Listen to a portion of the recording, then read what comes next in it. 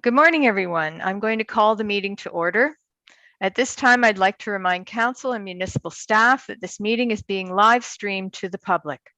All Council meetings are also recorded. Recordings will be available to the public on the Township's YouTube account. Physical attendance of the public at this meeting is restricted due to the COVID-19 pandemic. This meeting is held electronically under Bylaw 2020-70 to amend Procedural Bylaw 2018-117 pursuant to Section 238 of the Municipal Act 2001 as amended. This morning, we will not be doing the national anthem. It's unavailable due to the limits of our technology, so I'm going to proceed with the First Nations land acknowledgement. As we gather today, I would like to acknowledge on behalf of Council and our community that we are meeting on the traditional territory of the Algonquin people. We would like to thank the Algonquin people and express our respect and support for their rich history. And we are extremely grateful for their many and continued displays of friendship. We also thank all the generations of people who have taken care of this land for thousands of years. All right, we will move to the adoption of the agenda for Tuesday, January 11th, 2021. The recommendation is that the regular council meeting agenda for Tuesday, January 11th, 2021. Wait, I think that's 2022. I missed that totally. The recommendation is that the regular council meeting agenda for Tuesday, January 11th, 2022 be approved as presented. Could I get a mover, please? Moved by Councillor Wilmer, seconded by Councillor Schulist. All those in favor? And that's carried. Is there any declaration of pecuniary interest this morning? None. None here. Okay, I can't see Councillor Bromwich. Sorry, Carl, I just need to know you have no declaration? You're good, okay. All right, I just wanted to verify that. Thank you. Good morning, everyone. Welcome to the first council meeting in 2022. It's now been 22 months since the COVID-19 pandemic began. The optimism we felt as vaccines were becoming available this time last year has worn thin with the frustration of dealing with each new wave of COVID variants. People are tired and angry and looking for someone to blame. Some are taking their frustration out on the very healthcare workers, essential service providers, and volunteers that are struggling to keep us all healthy and safe. Demoralizing these key personnel won't make anything better. Take a moment to reflect on your thoughts and actions. Please be kind and show respect to those who've been working hard on everyone's behalf since the pandemic began. Thank you. All right, this morning we have a delegation. We have Jake Rebelato. I hope I didn't destroy that totally, Jake. And Tim McBride of Pinchin Limited regarding our 2021 waste capacity assessment for the Bark Lake waste disposal site. And I'm looking, there's Tim and Jake. Welcome, Tim and Jake. All right, thank you. Yeah. Thank you very much, Madam Mayor and Council, for having us this morning. We issued the Bark Lake Waste Capacity Assessment on January 6th, so I'm not sure if everyone has an opportunity to go through all of it in its entirety. It looks a lot more voluminous than it is, in that it's a 57-page document, but you know, the last 30 pages of that is essentially the environmental compliance approval for the landfill site itself, which dictates the conditions in which the landfill has to operate. So really, there's only about 8 pages of meat and potatoes that we need to go through. So I'll take you through that just in case everyone hasn't had an opportunity to go through it in detail. And then we can get to any questions you may have or some of our recommendations moving forward. So last fall, we were approached by staff. Hillary came to us and said that, you know, the landfill operation group, as well as himself, had noticed that there seemed to be a large influx of volume compared to previous years at the landfill site. And he had asked us if we could use some of the baseline drone survey technology that we'd established in previous years and kind of more accurate rate. So I believe Hillary went back to council and got approval for that. So we went in late last fall and conducted a drone survey to confirm the actual volumes that we were seeing there. So what we did was, we have a small fixed wing unmanned aircraft, a drone that we fly over the landfill.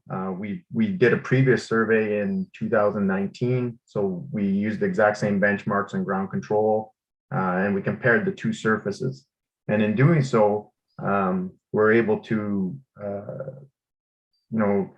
estimate the in-place volume of the waste. In-place volume of the waste is a lot more accurate way to measure what's going on with the landfill site, as opposed to using population estimates and saying, okay, well, you have a population of 5,000 people using this landfill site, and everyone dumps an average of 2 cubic meters a year or whatever. So the in-place volume equates for how effective your operations group is being in compacting the waste, and lots of other factors, how much fill material, daily cover they're putting on to keep the seagulls and the bears out of it. So it's just the most accurate way to do it. So, the municipality has set themselves up very well in the fact that we've done baseline survey work, and now that we can continue to do that. So a couple of things that are really important to note about the Bark Lake landfill site is one, condition 4.4 of the ECA document dictates what the allowable volume of the site is. And right now, the allowable volume at the site is 208,770 cubic meters. And that's our total capacity. That does not include the final cover material. Final cover material would be above and beyond that, because as you may or may not know, the final cover material will be comprised of at least 2 feet of a cover membrane or a cover system, and then another 6 inches of top. So we do not need to account for that in the volume estimate. So yeah, if we look back, there's been some previous estimates of how much capacity was left in the landfill site. The earliest study that we have access to was back in 2016. And at that time, it was estimated there was about 27 years left. And that was based on an average disposal rate of about 4,700 cubic meters per year. In subsequent years, Pynchon has done additional work, and we've used the same estimate because there was no additional surveys for 2017 and 18, and then in 2020 we actually flew our first drone survey there, and we found that the fill rate was a little bit less at that time. It was somewhere in the order of 3,000 cubic meters a day. Or a year, sorry. So in that case, our lifespan went up to almost 30 years. So very, very promising, very exciting. But like I said, Hillary and that group identified a noticeable influx of waste in the last couple of years. So when we flew this survey and did the calculations between November 2019 and November 2021, we noticed that there was a difference of almost 20,000 cubic meters in a 2-year period, indicating that our estimated, average waste disposal rate went up to almost 10,000 cubic meters per year. So, if you look at what's left in the landfill site, we have about, I think it was 100,000 cubic meters left in the landfill site. At that rate, we only have 10 years left, right? So the lifespan of the landfill is very, very dependent on, how much waste we receive and at what rate we receive it. So it's important to know that. And like I said, I'm very confident and I'm very happy in the fact that, council has put forth the effort in previous years as well as this year to establish that baseline and do some work to, for lack of a better word, manage the asset. But there is somewhat of a concern there in that we've seen such a drastic influx. So in discussions with Hillary, like, because of course I looked at this and I said, well, the math is like, this is quite alarming. So in discussions with Hillary, he did identify to me that there has been some larger projects in the municipality that have occurred, like there's been some significant demolition projects, for example, and a lot of that material ends up in the landfill site. If you had fires, like house fires and stuff like that, a lot of those houses would end up in the landfill site.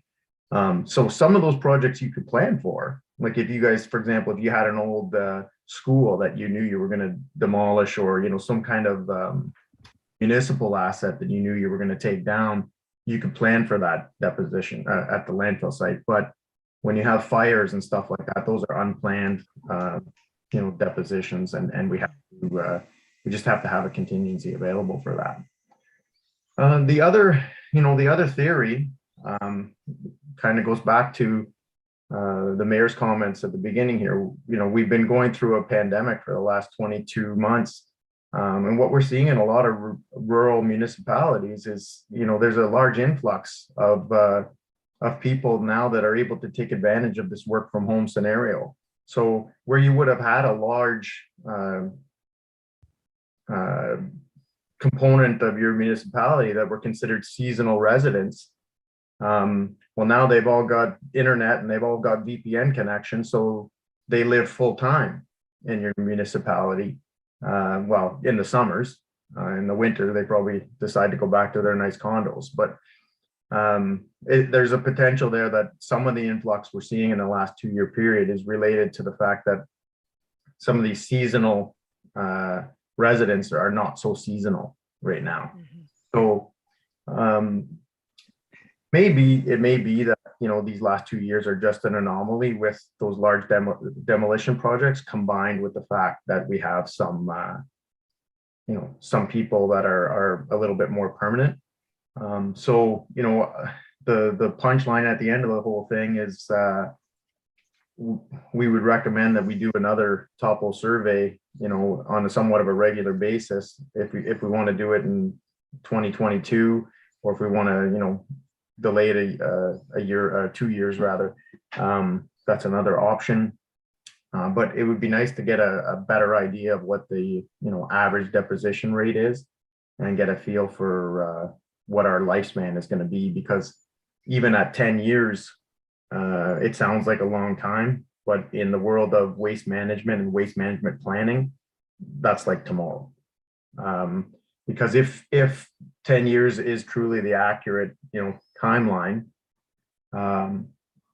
we're almost approaching the point where we have to start looking at waste management strategies for the community, right? Because Bark Lake is the only asset you guys have left. All your other landfills have been closed, and you have your transfer sites, but you do not have another active waste deposition site. And unless Hillary corrects me, I believe all the sites that are closed. It's not like they're temporarily closed and we have an opportunity to go back and use additional capacity. So in that case, we would either have to explore a new landfill site in the community, or look at opportunities to dispose somewhere else. And neither of which are easy processes, right? The negotiation of disposing somewhere else is quite difficult. And the process of getting a new landfill site approved, or even expanding on Bark Lake, to have the Ministry of the Environment increase us from 208 to whatever it is we could fit in that site, is a lengthy process. So yeah, I guess the moral of the story is, like I said, we do feel that those numbers for the last 2 years are somewhat anomalous. They're not consistent with what the previous consultant saw, nor what Pynchon saw in the last survey. But if that is the new trend and that's where we're at, or if there is big projects that are planned in the future with demolitions and stuff like that, the lifespan of the site is drastically decreased at this point in time. So I think we need to get a better handle on that. And like I said, as an initial step, I would recommend that we do an annual survey next year and just get a feel for what is actually going in there. what is the current rate. Okay, thank you, Tim. Is that everything you wanted to present to us? I think so, yeah. At this point in time, unless there's any questions that anyone has that wants me to go deeper into any aspect of it. Okay, so does council have any questions for Tim at this point? Councillor Poplinski. Yes, thanks, Mayor Love. Question for Jake. I think this is a good report, and I'm glad to see that this was an issue that we raised a few months back, and that this is, I think, a report that we need to not just have sit on the shelf, but we need to have some sort of a plan of action as to strategy and what we're going to do moving forward. Are we going to enlarge the area? Are we able to enlarge the area that we've got with permission of the ministry? Is there adequate property there, or should we be looking at an acquisition of a property outside that area? Certainly shipping it out and contracting it out, it would be a very expensive situation. I think what's going to happen is this trend is going to continue. What we're seeing, a lot of people moving to the area. We're going to have more buildings, large buildings torn down and replaced and so on. And I just, I take very seriously when you recommend, that we should investigate what are the other options. And I would like to see some sort of a plan moving forward and working towards it. And because 10 years, just think about the last 10 years, it's gone by like a flash.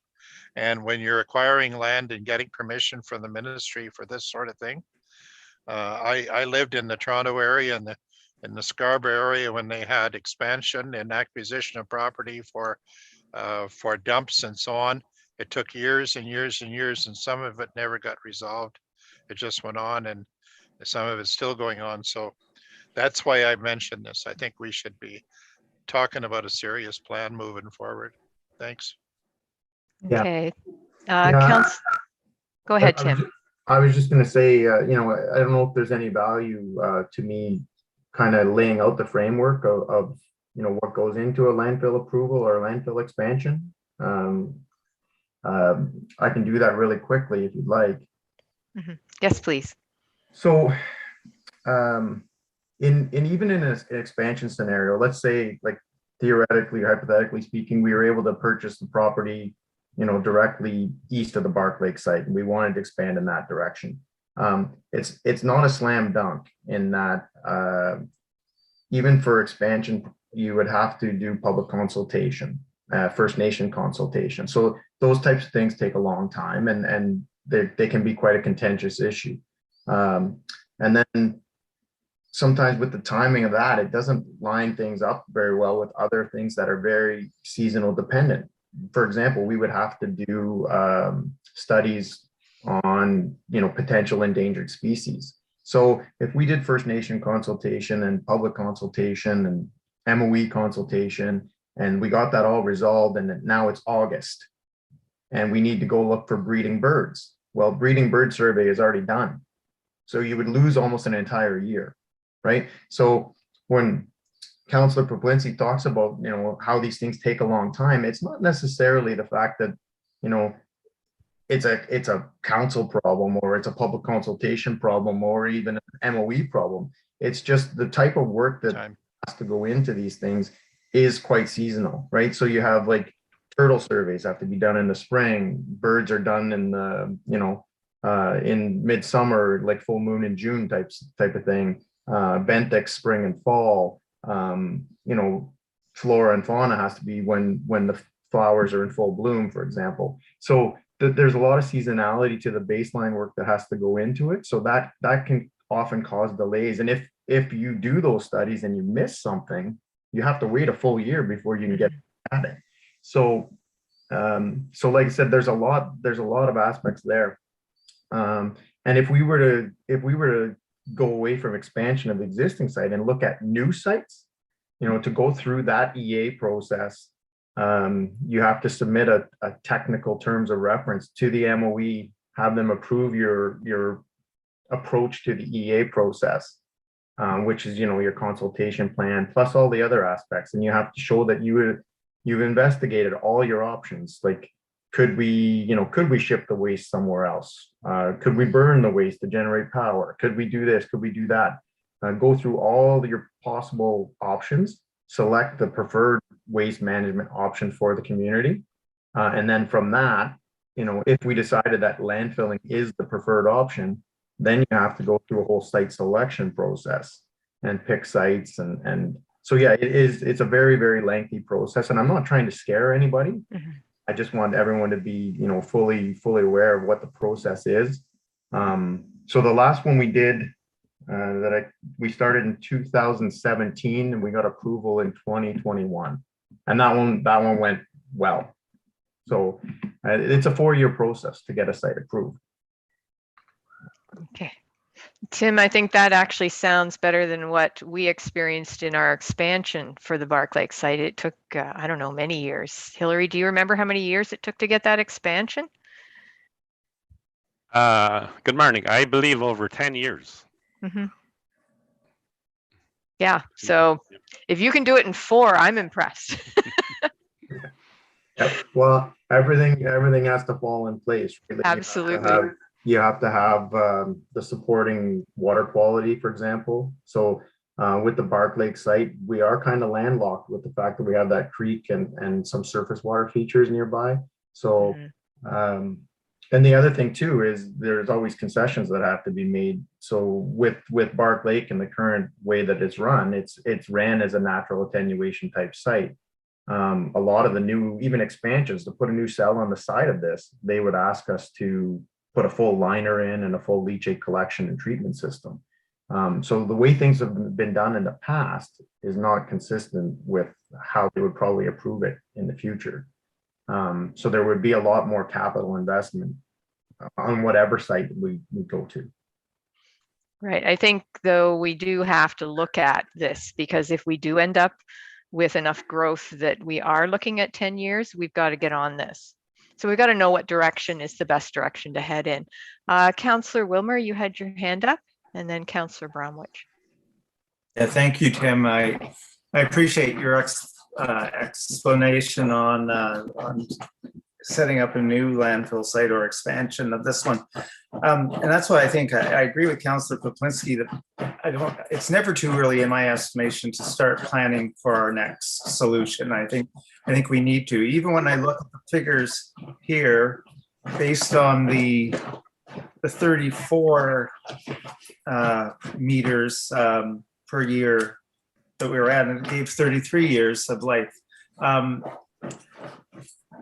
Even that isn't really a huge long time, and I feel that that rate is low, and I think it's not just an anomaly. I think our rates are going to be higher. We do have growth coming in, and I think that is going to continue. I also think during the pandemic, a lot of people did major renovations to their houses, and that's going to continue. And so I think one of the most important things in my mind is to do another survey, aerial survey in a year, just to make sure, first of all, what we're dealing with, so we can get a true picture. Right now we have a snapshot, which may be an anomaly, but probably isn't. I mean, the rate may be somewhere in between that 3,000 rate and the 10,000. But either way, I think it's time to start at least looking at some type of plan for the future, because I think we're going to find generally the landfill rates do continue to rise. Thank you. Councillor Bromwich. Thank you, Chair. I agree with both councillors here. At the present time, your recommendation is if the fill rate was 3,403 cubic meters, we'd have a 33-year lifespan on our waste site, but that doesn't seem to be the actual figures that are going in there. I agree. We are noticing an awful lot of newcomers coming in here. There's a lot of new homes going in. We have a major demolition going on right now with the school. And I think we should not only do your survey in a year's time to see how this is progressing, we should also really look at a possible new dump site, new waste site. We are fortunate to have some land available in our township that we own that we could look at. But this is something we should institute right away in conjunction with the surveys that you're doing. We could look at possibly a new waste site. It's going to take at least probably 10 years for us to get that in operation if we're lucky. So because we're dealing with an awful lot of pristine nature here that's a lot of places don't have. And we have species, we have unfortunately archaeological studies to be done, which could really throw a hamper into things. So I think working with Hillary here and our team, we could work on both the survey of the present one and what the future should be. And I think we should do this very quickly. Thank you, Mayor Love. Okay, so I think, oh, Sue, go ahead. No, I was just going, apologies, I thought council had all spoken to it. I do have a proposed resolution for council to see. I do believe it does encompass some of the recommendations from Tim, from Okay. Pinchin, as well as the comments just made from council. Okay, I'd like a chance to speak to it. I went with council first. So I think that what I'm hearing is a consensus from council that the likelihood is we're experiencing sufficient growth that the rate won't be the lower number. We don't have the 33 years. As to whether or not we just have 10, we're not certain. I hear the consensus we would like to do the waste capacity assessment in 2022 that you're recommending, so that we are getting some sense of what's happening, and it may even require the next council to do it the year after, just to get, as you said, more than a snapshot and a sense of what the trend is. We also recognize how difficult it's going to be to either expand our existing landfill, get a new landfill, and what are our other options. So we do need to start the process of looking at what is the potential. So I don't know how we go about this exactly, but can Pinchin help us to ascertain whether there's any potential for expansion to Bark Lake? Because we do need to know that. It might be the most cost-effective way to go. It might not. The other thing that we do actually have as a municipality is the 400 acres by Bark Lake. We've talked about possibility of declaring some parts of that acreage surplus, but holding on to other parts of it for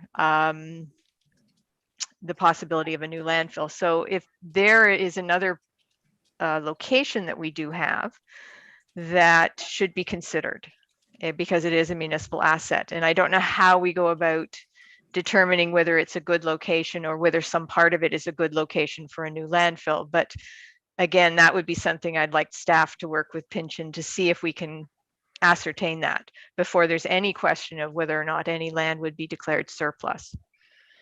So that's a factor we need to consider. Before we even acquire land, let's look at the land we've got.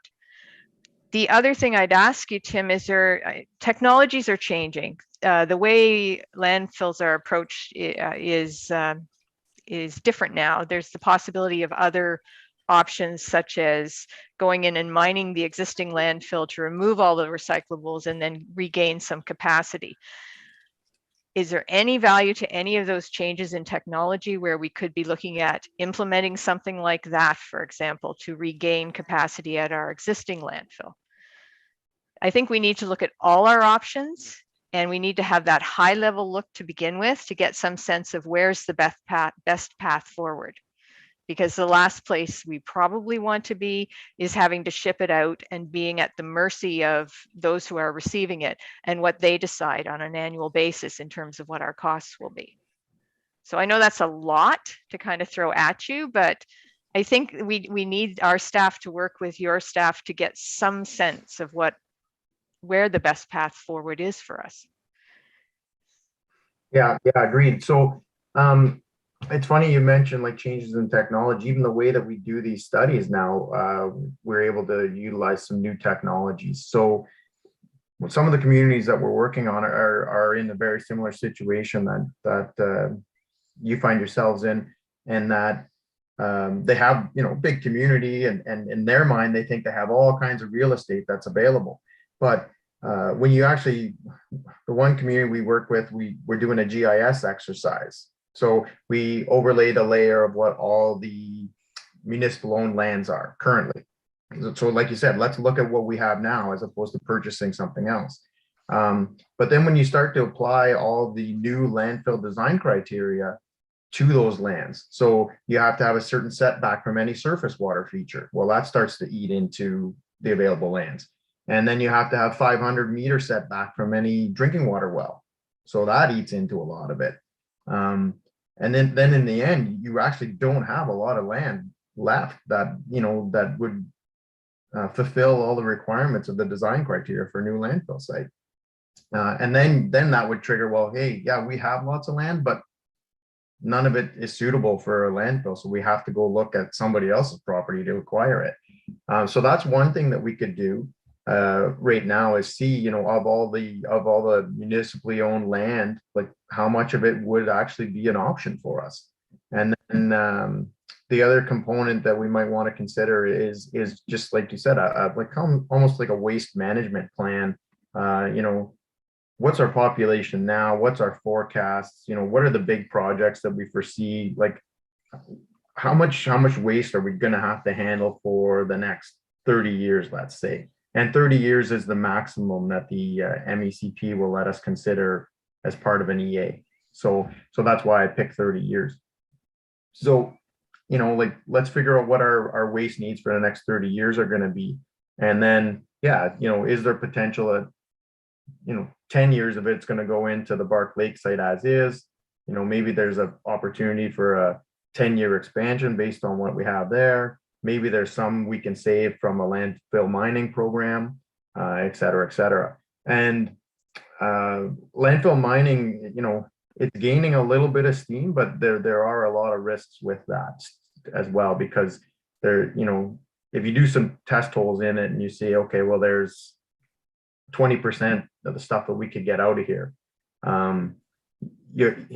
The waste isn't consistent from end to end, right? So you almost have to really, really over investigate to know exactly what you're going to get.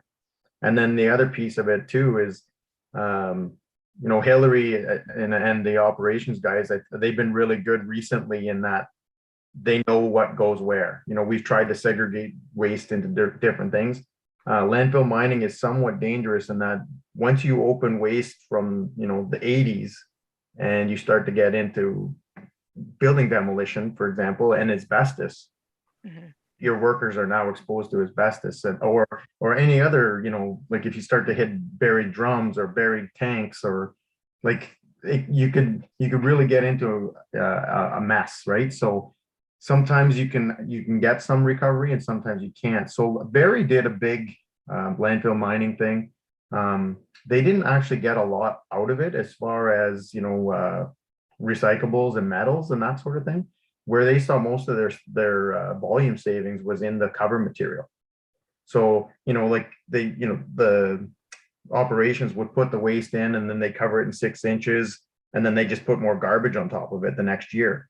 So what they ended up doing was they sieved out all the garbage and they separated the garbage from the sand, and they kind of reused the sand again, and, you know, they were able to condense it by about 20%. So Okay. it wasn't a huge, it wasn't a huge savings for them. I think that project was $1.6 million and they, you know, only gained 20%. So, I mean, you have to look at how much is that 20%. So. Okay, no, Tim, I only bring that up because it is an option. Yeah. And if it's easily dismissible, that's fine. I would have concerns at exploring that option, because at the moment we're not having any issues with leachate per se, but disturbing it all. If you disturb the pile, you don't know what you're going to disturb, as you said. I just expressed it as an option that we would want to ensure that we had looked at and ticked the box that yes or no, that's off the table or on the table. Yeah. So I think what I'm hearing is that we're at a point where we do need to start over this next year to at least get a high level assessment of possible paths forward for the municipality in terms of how we're going to manage our waste. Hillary, did do you have any thoughts on where you'd like to go with this as our department head in charge of this? Well, I guess to me, this is an eye opener, but it's not a surprise from what I've seen and the development coming. It's here. I believe an option may be you can't get any more diversion out of C&D, but can we? My pet peeve was mattresses bug me. I want to explore that option for sure. It takes a lot of landfill space up and get them out of here. So that's one option I would definitely like permission to explore from council. Mattresses take up a lot of volume. You can't do nothing with them, and you can't even compact them hardly. So that's one avenue I would like on the C&D part.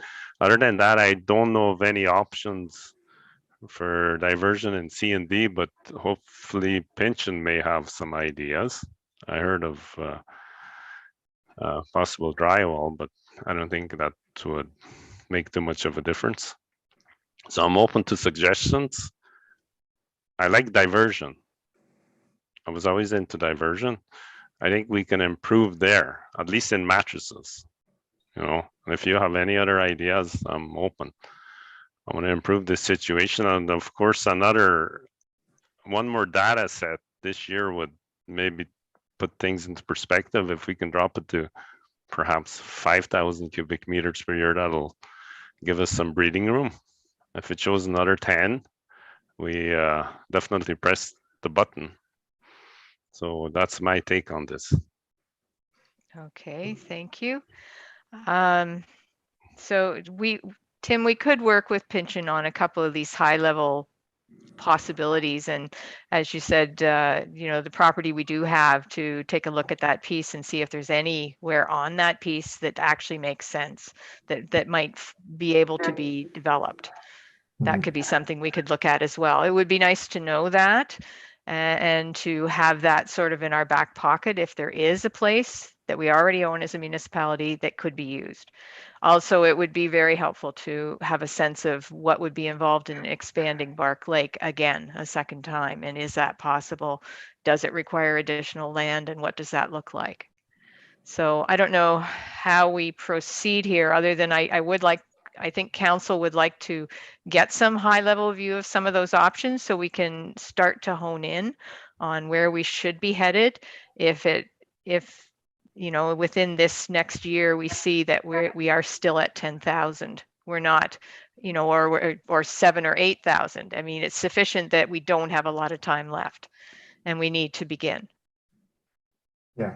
So what I could do, since my counterpart Jake is so quiet, what we can do is I can assign him a couple tasks. When is the next council meeting scheduled, or do you have it booked?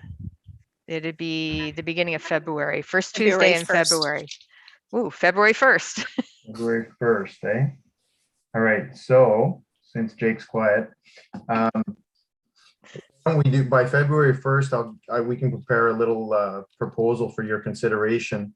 Option 1 will be the drone survey for 2022, and then from there we can give you a couple of different options as far as like a waste management plan, or the GIS exercise, or expansion. And then you guys can pick and choose whichever the ones you want to do this year, or defer other ones if you want, and we'll put some detail into that for you as to what would be involved in each task. I think we can get that together by Feb 1st, so that you guys could have something to consider. And if I'm not leaving the country anytime soon. So if you guys, if there's an interest or a need for me to attend the meeting on the 1st and go through that proposal, or you need any more details, I'd be happy to participate, or we could have a special meeting if you don't feel that needs to be done at a council. Okay, all right. Council, would you like to see something for the 1st of February? That would enable us to look at this year's budget and incorporate any component of it that we felt was worthy of pursuing. we would still, I think, have time to do that. I don't anticipate the treasurer will have the budget to us much before sometime later in February at the earliest. And boy, am I ever putting her on the spot. But anyways, I think we'd be fine for budget for 2022. Are we good with that? Okay, I'm seeing some consensus on that, Tim. That would be great. It at least gives us somewhere to start to look at this and some sense of what it might cost to begin the process. Okay. Yeah, I'll have a discussion with Jake offline, and we'll lay out a framework of what we want to present, and I'll bounce that to Hillary just to make sure we haven't missed anything, and or if there's anything else he would like us to consider, and that way we'll have everything there for you. Okay, great. Thank you. Councillor Schulist. Yeah, to Madam Mayor. Yeah, I absolutely support that. We need to investigate and be proactive here, because we don't want to fall short of this year. Now, a question for Tim. We do have the 400 acres. What size of land would you be looking at putting aside for a landfill? Because we don't need 400 acres. There's plans of severing it and making some of it surplus. But how much land would we put aside for landfill? Is there a number, like size or acreage? Thank you. No, there's no fixed number that we would. It's not like you have to have a minimum of 5 hectares or anything like that. But there is like, obviously we'd have to develop a footprint that would fill would accommodate the fill area that we need. But beyond that, there is the design criteria in the MECP regs that says you need a 30-meter setback on each side of it, like that. So things that are not consistent with the current Bark Lake site, but that we would have to impose on any expansion or anything like that. So depending on how big of a fill area we needed, those setbacks, and then of course we want to provide us an attenuation zone for any groundwater impacts, so that they can be naturally attenuated before we reach any offsite property limits. So you'd probably need a fair size piece of land there to work with. The other thing we'd want to do is provide some contingencies in there in case we ever got into a scenario where we had to develop a leachate treatment system or anything like that. You want to have the real to work with. So and then the other thing too is we could look at different layouts for the new site. Like right now, Hillary's group has done pretty good job with the layout that they have, and trying to minimize the traffic to the actual tipping face. But yeah, we could even look at some of the more modern landfill designs where you have like a bin system where the public never goes to the tipping face for anything, and that way your operations group has a lot more ability to control how stuff is deposited, work in much smaller active faces, minimize the amount of cover they need. There's even other cover alternatives you can look if you have a small tipping face, where instead of putting down sand every day, even if your operators are diligent and they strip the sand before they put the new lift down, there's always a little bit that's left behind or some that's lost into the void space. There's other opportunities too. If you have a small tipping face, that you could use rubber tire blasting mats to control wind-blown litter, or there's other things that we could use so that we don't have to eat up landfill volume with interim cover material. Okay, so Tim, what you're suggesting is it really depends on the topography of the piece of property. Yeah, there's a lot of site-specific concerns there. Okay, so I think that would be, Councillor Schulist, I think that would be what we would need them to assess, is the topography, so that they could let us know, is there a site that has the potential to gain approval or not, and where is that site generally, right? I think that's the assessment we need done on that property, so that we know whether or not it's an option. Okay. Exactly, Madam Mayor. And the thing here too is, it's better to go larger than smaller, because, we don't want to get into the situation where, oh, I wish we would have kept that piece of land. So, for more expansion that. But you're absolutely right, Madam Mayor. It's and Tim, is that, will that fit into that piece of property, and just a way, because it's very rugged is what it is. I know that land a bit, but it's, but hopefully we can find something there, and we should be proactive and get this thing started. So thank you very much. Okay, thank you. Any other questions or comments from council? Councillor Poplinski. Thanks, Mayor Love. One of the concepts, of course, you talked about where it was an incinerator, and I know in places where they have limited capacity to be burying more garbage, they use them. And I'm wondering, with the newest technology, that prevent air pollution and so on, that would be applied in these cases. Just wondering if your company has any information which we could also look at that as an option, because that may be something that it'll be used much more greatly down the road because of the fact that there's less land available.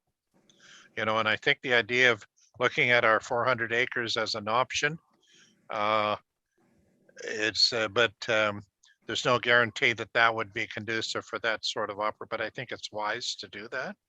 But we have to think outside, beyond, and other possibilities. So there's many options we need to look at, and I don't think it's too soon to be considering all of these things that have been mentioned. So thank you. Yeah. Okay, If we were to do a full EA process, like all of those things would need to be evaluated as options, right? We would look at landfill mining, we would look at incineration, waste to power, all of those things. Without ruining the story or anything like that, there's only been one incinerator ever approved in Ontario. And even with, the new technologies and incineration and that sort of thing, there's still a lot of challenges with those. You still need a landfill site because of the ash. Yeah. So, it doesn't alleviate you from having to have a landfill site. So now you have to have an incinerator and a landfill site. Mm-hmm. And then the other limiting factor for small communities is you just do not have waste generated to fuel your incinerator. Like they require a lot of garbage to run, and the garbage needs to be prepped. Like you have to sort it, and you have to make sure you're burning what you can burn. And anyways, there's a lot of stuff that goes into those. So in PAs that we've done in the past, like the one I just talked about that we got done in 4 years, that one there, we did explore incineration. And we even explored, bringing in waste from other communities to support the incinerator. And it just was not feasible. So, but it is, Councillor, it is something that we do consider, we do look at. And like I said, all those options are considered. Other things that are considered, which I know people don't really like, is we also, we don't just look at, hey, let's ship our waste somewhere else. We also look at, well, what if we built a super site and we shipped waste in? Obviously that one, there's a lot of public outcry about that particular one. But all those options are explored, right? So we go through every single scenario of waste management and what would work for the community. okay, great. So I think, Tim, we look forward to hearing back from you with some ideas and some pricing, so we can look at some possibilities to get started looking at the situation and getting some sense of direction for the community in terms of how we're going to deal with this problem that will be a problem in possibly the very short future. So I do appreciate your input today. Sue, did you want to? Oh, sorry, Councillor Bromwich, did you want to speak? Okay, I thought it was your pen, maybe. There it was that. Okay, I thought maybe you wanted to speak. Okay, Sue, did you have a recommendation for council? Yes, I do. So I met with the operations manager this morning and we had drafted a resolution. I have included some of the comments from council as well as timelines expressed by Tim. So for council consideration, the following resolution, that council accept the 2021 waste capacity assessment for the Bark Lake waste disposal site as presented. And that council directs staff to bring forward for budget deliberations costs associated with the annual monitoring program and the use of an aerial vehicle for a topographical survey to drone the Bark Lake waste disposal site in 2022 for the waste capacity assessment study. And that staff is directed to consult with Pynchon to further investigate and report to council on February 1, 2022, providing alternative waste disposal options, including but not limited to increased diversion, new site and/or expansion of the existing site, as well as a review of the fee structure. The discussion about the fee structure was added this morning by the operations manager. I can take that out or leave it in. Oh, I think you should leave it in. Because definitely we do have to look at whether or not our fees reflect the costs that we're about to incur as a municipality. Every time someone puts a cubic meter of waste into our waste site, that's one less cubic meter we've got for the future. And as you can see, the costs of replacing that cubic meter could be potentially quite high. So certainly a review of those fees, I think, would be very wise. Council concur with that? Yes. Okay, we're good with that. Okay, so now was that the recommendation, Sue, basically? Yes, it Okay, was. so you heard the recommendation. Could I get a mover? Moved by Councillor Bromwich, seconded by Councillor Poplinski. Any discussion on the recommendation? Seeing none, all those in favor? And that's carried. Great, thank you. Thank you, Tim. We really appreciate the work that you guys have put in, and you know, it's nice to know where you're at, even though it may not be the great news you're hoping for. It does mean that we can get on with this and ensure that we're looking after our community in the future. So we really appreciate that you've brought this to us, and that we can now begin to move forward with looking at our options. So thank you, and thank Jake, who's very quiet. Tim did a great job. Thanks, Tim. Well done. Should be a teacher. And Jake speaks. I thought it was maybe because I totally destroyed his last name. He wasn't going to No, talk to me. You nailed it. So yeah, thank you. Thanks for having us. Okay, well, thank you both. You have a great day. Thanks. Thank you. We'll see you in February. Yeah. Okay, so gotta find where we're at in our agenda. We are at confirmation of the minutes. First, we have the special council meeting minutes of December 15th, 2021. The recommendation is that the special council meeting minutes for December 15th, 2021 be approved as presented. Could I get a mover? Moved by Councillor Poplinski, seconded by Councillor Schulist. Any errors or omissions on those minutes? Okay, seeing none, all those in favor? And that's carried. Then we have the regular council meeting minutes of December 21st, 2021. The recommendation is that the regular council meeting minutes for December 21st, 2021 be approved as presented. Could I get a mover, please? Moved by Councillor Wilmer, seconded by Councillor Bromwich. Any errors or omissions on those minutes? Seeing none, all those in favor? And that's carried. Okay, any business arising from the minutes from council? I was just going to ask, will the condensed report from the building condition assessments on the items that need to be addressed in the short term be on the next council and committee agenda? Sue? Yes, it will. Okay, because I know it did say in the minutes it was coming in January, but I think that was a bit much to expect. So we'll see that at council and committee. All right, municipal reports. Wait, is there anything else on those minutes? Just want to double check. No, okay. Municipal reports. We have a letter from Ontario Clean Water Agency dated January 7th, 2022 regarding notification of non-compliance with effluent limits and monitoring Barry's Bay and a great long number I'm not reading. Good morning, Ashley. Good morning. How are you? I am fine, and I'm going to turn it over to you to speak to this. Thank you very much. Kaylee is online as well. She's going to go Oh, through the report with us. okay. Hi, Kaylee. Sorry, with so many people, I didn't notice you. I apologize. Oh, that's okay. This Thank you, Madam afternoon. Mayor. So essentially in reviewing the non-compliance submission that I had sent to the ministry, it was an issue of one non-representative sample collected from the effluent at the Barry's Bay sewage plant. This led to a non-compliance in their monthly average for total suspended solids as well as total phosphorus. This has been addressed in-house. We've spoken with staff. They've been reminded that any changes to the sampling procedures need to go through myself or Ashley, and we've done training to review the sampling requirements under our ECA. If you do look at the results from the month that are included in the letter, you'll see there's been a steady increase in our total suspended solids in the effluent, and we are making an effort in-house to reduce that as well. By improving settling rates in our SBR and by monitoring dissolved oxygen levels, making any chemical dosing rates as necessary. If anyone has any questions on that, I'm happy to answer them. Okay, any questions for Kaylee on the letter?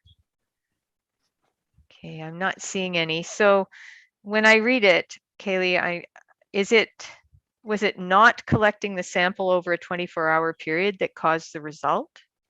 Yes, that one instant had made our monthly average exceed their limits as set in the ECA. Technically, it was reported as 3 non-compliances with the 2 monthly exceedances and the initial sample that wasn't collected as a representative sample. Okay. So it not being collected as a representative sample is the issue that has been corrected with staff so that won't happen again. Yes, absolutely. Okay. All right, great.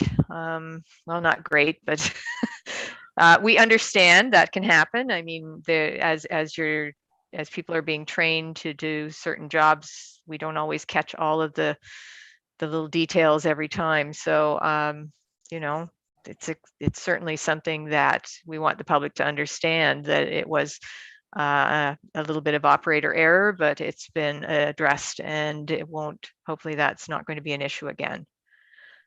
Anything further from council on that? Not seeing anything. Okay, oh wait, Councillor Poplinski. Oh, sorry, you're muted, Councillor.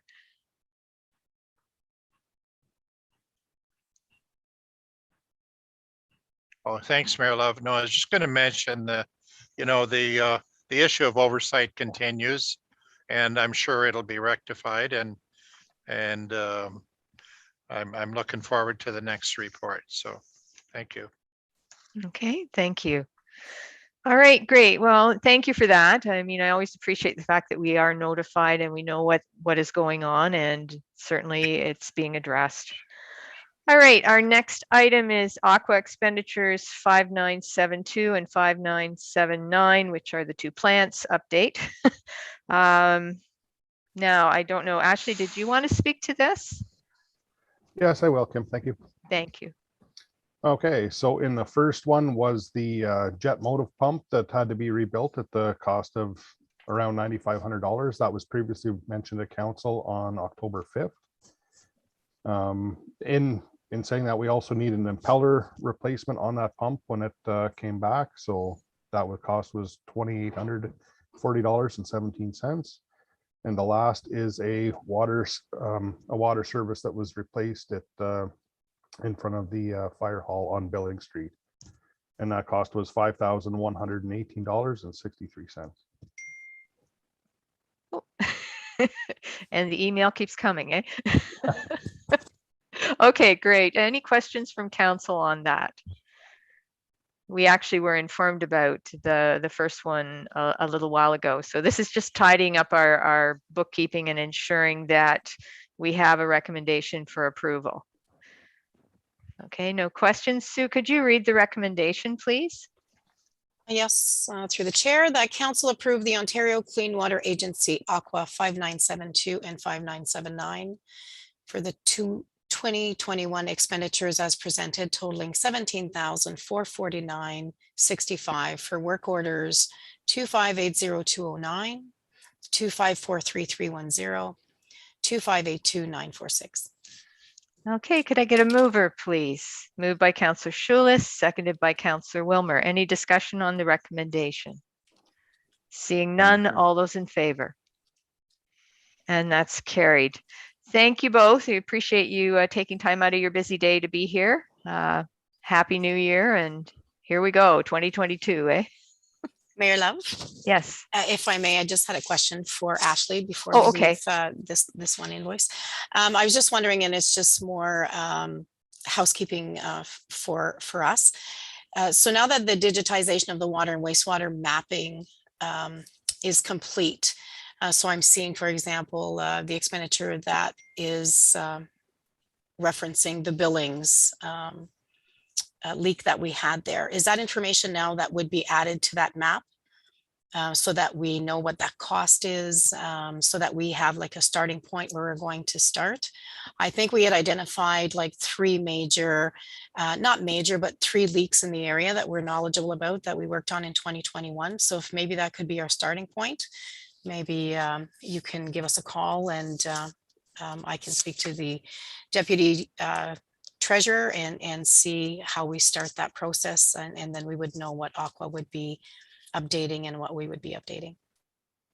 Yes, I have to speak with Jeff again after Christmas. Now, I had spoken with him earlier, and we're gonna have to set up like a little bit of a training thing to show, which components and which parties will be completing which aspect of that.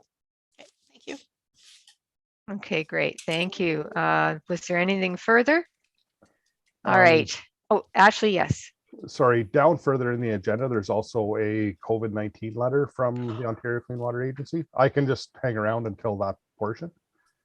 Okay. I'm just looking for, I know I saw it, but It's down a ways. 13 something. 13.1 with the Okay. responses at 13.2. All right. So would council mind if we actually did that now? I can't see keeping Ashley that long. With council's permission, maybe I'll just do 13.1 Ministry of the Environment, Conservation and Parks, December 31st, 2021, regarding continuity of operations for drinking water and wastewater systems, and 13.2, which is the update from Ontario Clean Water Agency regarding COVID-19. So I know council has read them. Does anyone have any questions or comments for Ashley? Okay. I'm not seeing any, but Ashley, did you want to comment on them? I can, yes. It just to assure everyone that all Aqua staff are being, they're all going to separate plants. They're not, everybody's social distancing and following protocol. All indirect staff, so to speak, that are still licensed, like Kaylee and administrative staff, are working from home. So we can also call on them if required, if there is a shortage. Just to last week, out of 9 staff, I had 3 away on COVID protocol. None of them actually had COVID. It was just close contact or a stomach flu or something of that nature. But the testing right now is harder to get. So staff were essentially working from home, doing training and that kind of thing. Everybody that is in the same area or does report to the same office is on a staggered shift, like for lunches and things like that, just to limit face time, so to speak. And yeah, any interaction with municipal staff like now is all done via Zoom. Okay, thank you. Yes, I know everyone is working hard to ensure that we can keep our services up and running and our employees healthy and safe. So we do appreciate that Aqua has done the planning and it is being very mindful of that at this point in time. Sue? Yes, I did. I just wanted to thank Ashley for the prompt response because he responded immediately with the protocol, as I wanted council to be aware of the oversight as it pertains to continuity of operations. So thank you, Ashley. Welcome. Yes, thank you. Thank you both, and do have a good day. Okay, we won't keep you any further. Okay, Thank thank you you. very much. Thank you. Take care. All right. So that takes us to 10.3, which was Rural Community Cooperative Budget for 2022. And this report is from Hannah. Welcome, Hannah. Hi there. All right, I'll go for it. So, yeah, this is the budget for the Rural Community Cooperative, which just as a refresher, that's that group with Akubowski, Richards, and Brudenell, and all the kind of local municipalities. So it's a budget of the spending for the year. It's just a little bit higher than the budget for 2021. It just that variance is mostly for advertising. I don't think there was any traditional advertising as far as, newspaper, radio, stuff like that last year. So they've included some costs for that, because I know one of the big things about particularly rural rewards was there wasn't a lot of information about it out there. A lot of people didn't know what it was. So that's why you're seeing a bit of an increased cost. So yeah, I haven't attached it there. If anyone has any comments or questions, predominantly the budget is prize money for contests.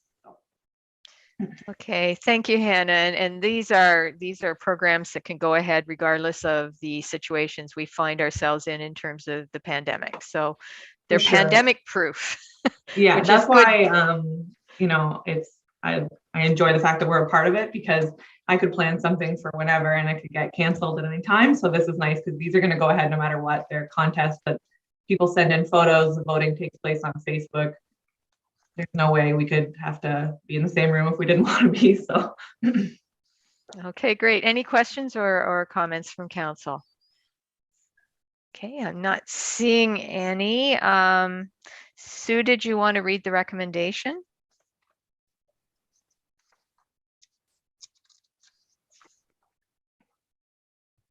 Oh, sorry, I thought I was trying to unmute and I was unmuted. That council approved the amount of $1,300 be brought forward for budget deliberation for the Rural Community Cooperative for 2022. Okay, could I get a mover, please? Moved by Councillor Poplinski, seconded by Councillor Wilmer. Any discussion on the recommendation? Seeing none, all those in favor? And that's carried. All right, our next item is a project update on the installation of the Pebble Mosaic, and I'll turn it back over to Hannah again.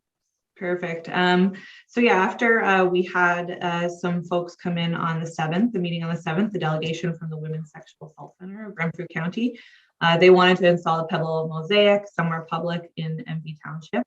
So we went on a site visit, myself and 3 members at Water Tower Park in Barry's Bay at the end of December last year. They were big fans of the spot. I know the initial potential one was in Wilno, but they really liked Water Tower Park, so they really think that it has a home there. So now at this point, I'm just kind of working with operations staff to make sure they kind of picked 3 different spots that they like best. So I'll just have to make sure everything's good kind of underground about putting in the concrete pad, extending the walkway to where they want to have it. So I'm working with operations staff now to do that. And then the hope is it can be installed in summer 2022. So there was also some chat about a plaque for the site. It hasn't been kind of talked about in detail yet. One thing that came up was it will be specific to the events of September 2015 instead of kind of about gender-based violence as a whole, because they do have funding specific for that event. So the plaque will acknowledge that event specifically. Okay, great. Thank you, Hannah. Any questions or comments from council? I think that's great that it's moving forward and that hopefully we can get this done in 2022, and it'll be another feature of that particular park that people can go to and experience. So that's fantastic. Sue, did you want to read the recommendation? Yes, through the chair, that the report for the installation of a Pebble Mosaic be accepted as information, and that council approves the Recreation Community Development Coordinator recommendation to move forward with the installation of a mosaic at Water Tower Park at a cost of under $1,000 to be included in the 2022 budget deliberations. Okay, could I get a mover, please? Moved by Councillor Schulis, seconded by Councillor Wilmer. Is there any discussion on the recommendation? Seeing none, all those in favor? And that's carried. All right, our next item is My Main Street Community Activator Grant, and I'll turn it over to Hannah again. Perfect.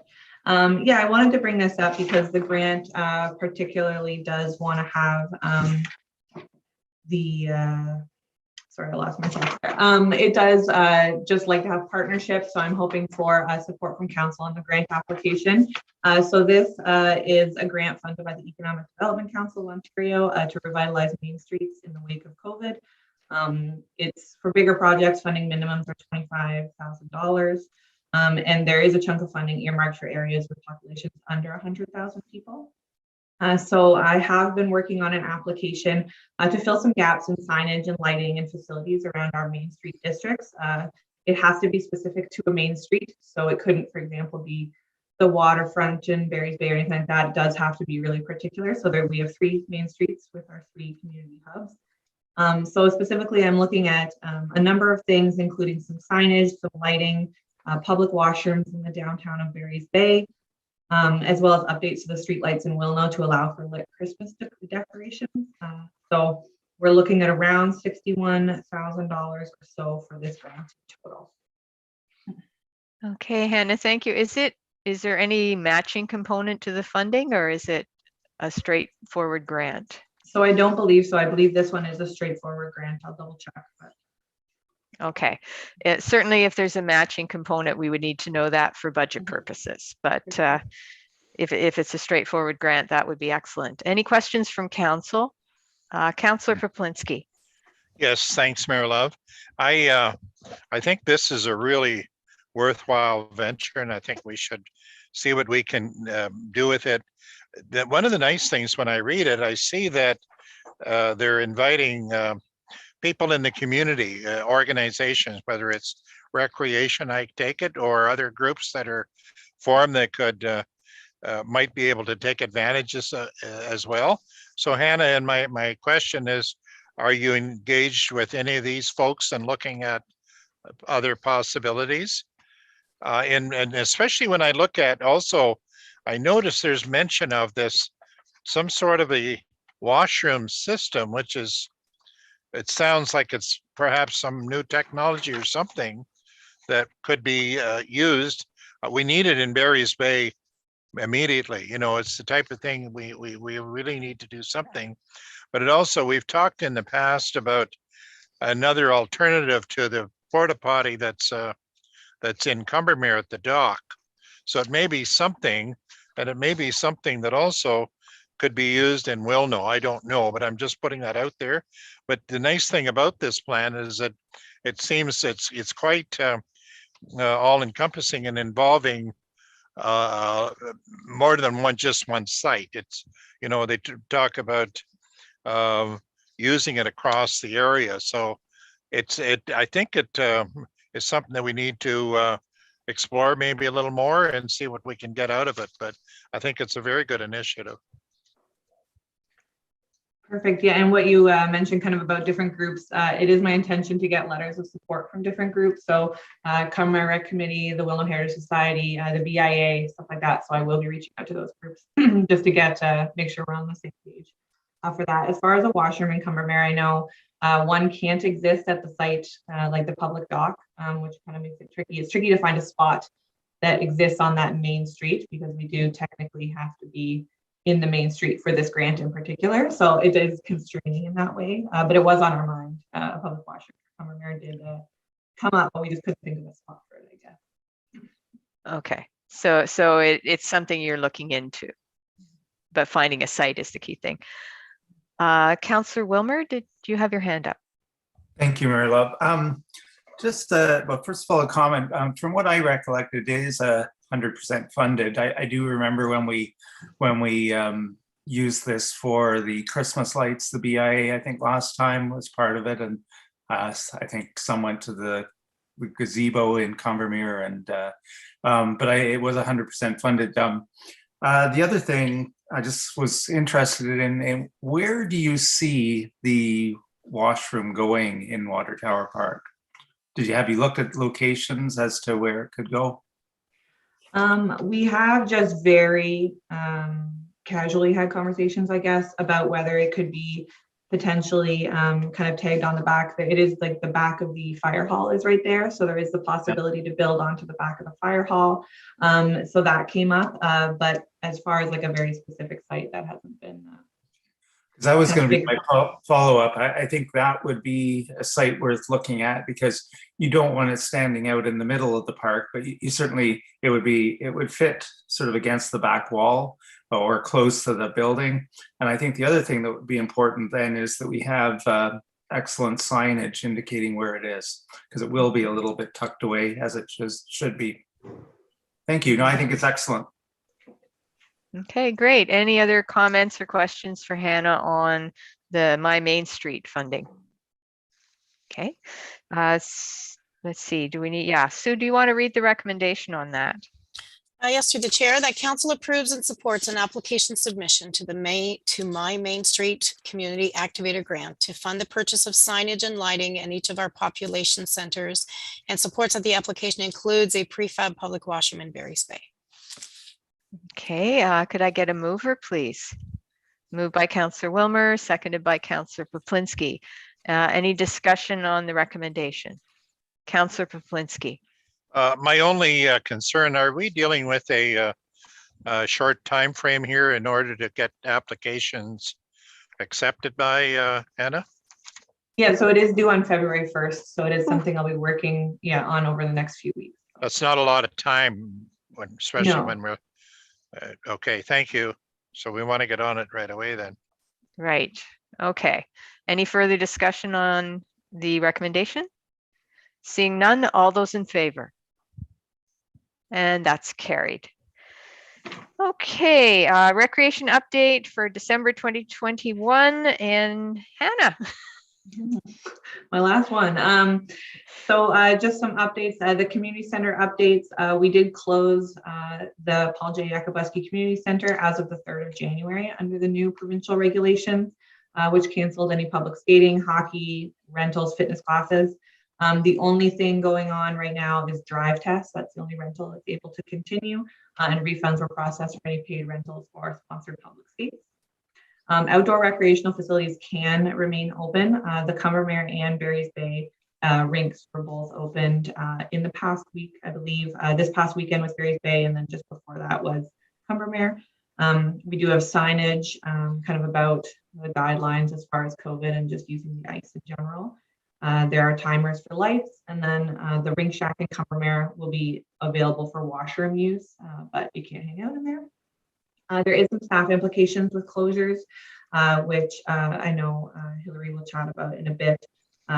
So there is, we have 3 full-time staff that we are going to have to kind of shuffle around. There'll be some new tasks, and part-time staff may choose to opt for a layoff and then claim hours as needed, and then we'll bring them back hopefully very soon.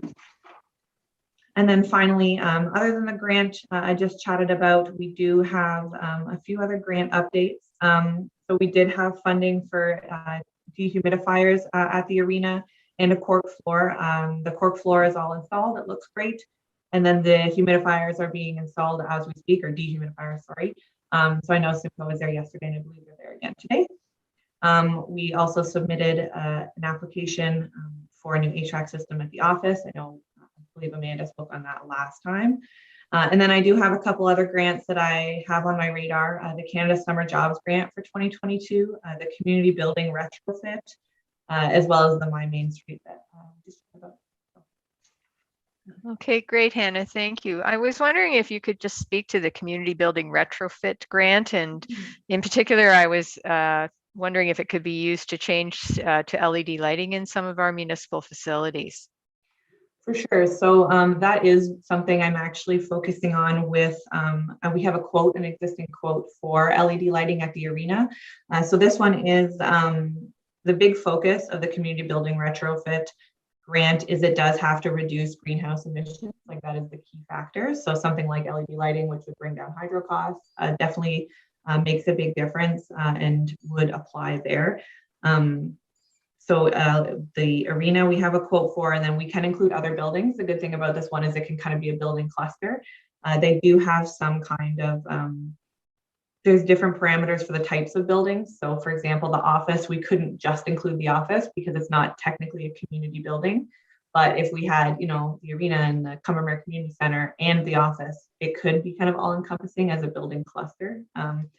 So there is that. So definitely a short answer, I guess, is yes. So LED lights would be something that definitely falls under that. Okay, I think it would be huge to look at that. I know the Cumbermere Community Center could do with some new lighting, and Mhm. certainly energy efficiency would be an important factor in that, as well as while we're doing the work at the arena, updating some of the lighting that hasn't been turned into LED would be great. So, you know, it's something I was hoping you would be looking at. Any comments or questions from council on that report?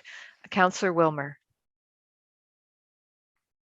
Just on the arena closure, we had a lot of sponsored public skates from various businesses and community groups. How are they being dealt with? Are they just being refunded, or are they rescheduling for next year?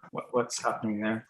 Yeah, so we can offer for next year. Unfortunately, we can't reschedule them because we did have sponsors all the way until the end of March. So our 3 sponsors we had to cancel: Burkett Homes, Afelsky Shoes, and Bank of Montreal. They did receive a full refund for that sponsored skate. And thank you and sorry, and hopefully we can do it again next year. Okay, thank you. Okay, great. It's nice to know our community is so generous, that our businesses who we know have been struggling through the 22 months of this pandemic are still willing to sponsor recreational activities. That's, you know, it really shows their community spirit that they're stepping up to do that. And I'm glad that when we aren't able to deliver, that we are giving them their money back, because I'm sure they have uses for it. So thank you, Hannah. Anything further on the recreation update? Sue. I just wanted to add, yesterday, the operations manager asked that both rinks have the timers for the rink lights set to be on from 5 p.m. to 11 p.m. Okay. Well, that's great. So that ensures those lights are going off at a reasonable time. Yes. Okay, thank you. Thank you, Hannah. We appreciate all your updates and all the work that's gone into you know, the reports you've provided don't in any way show us all the work that's being done in the background. That's just nice to have those updates. So thank you.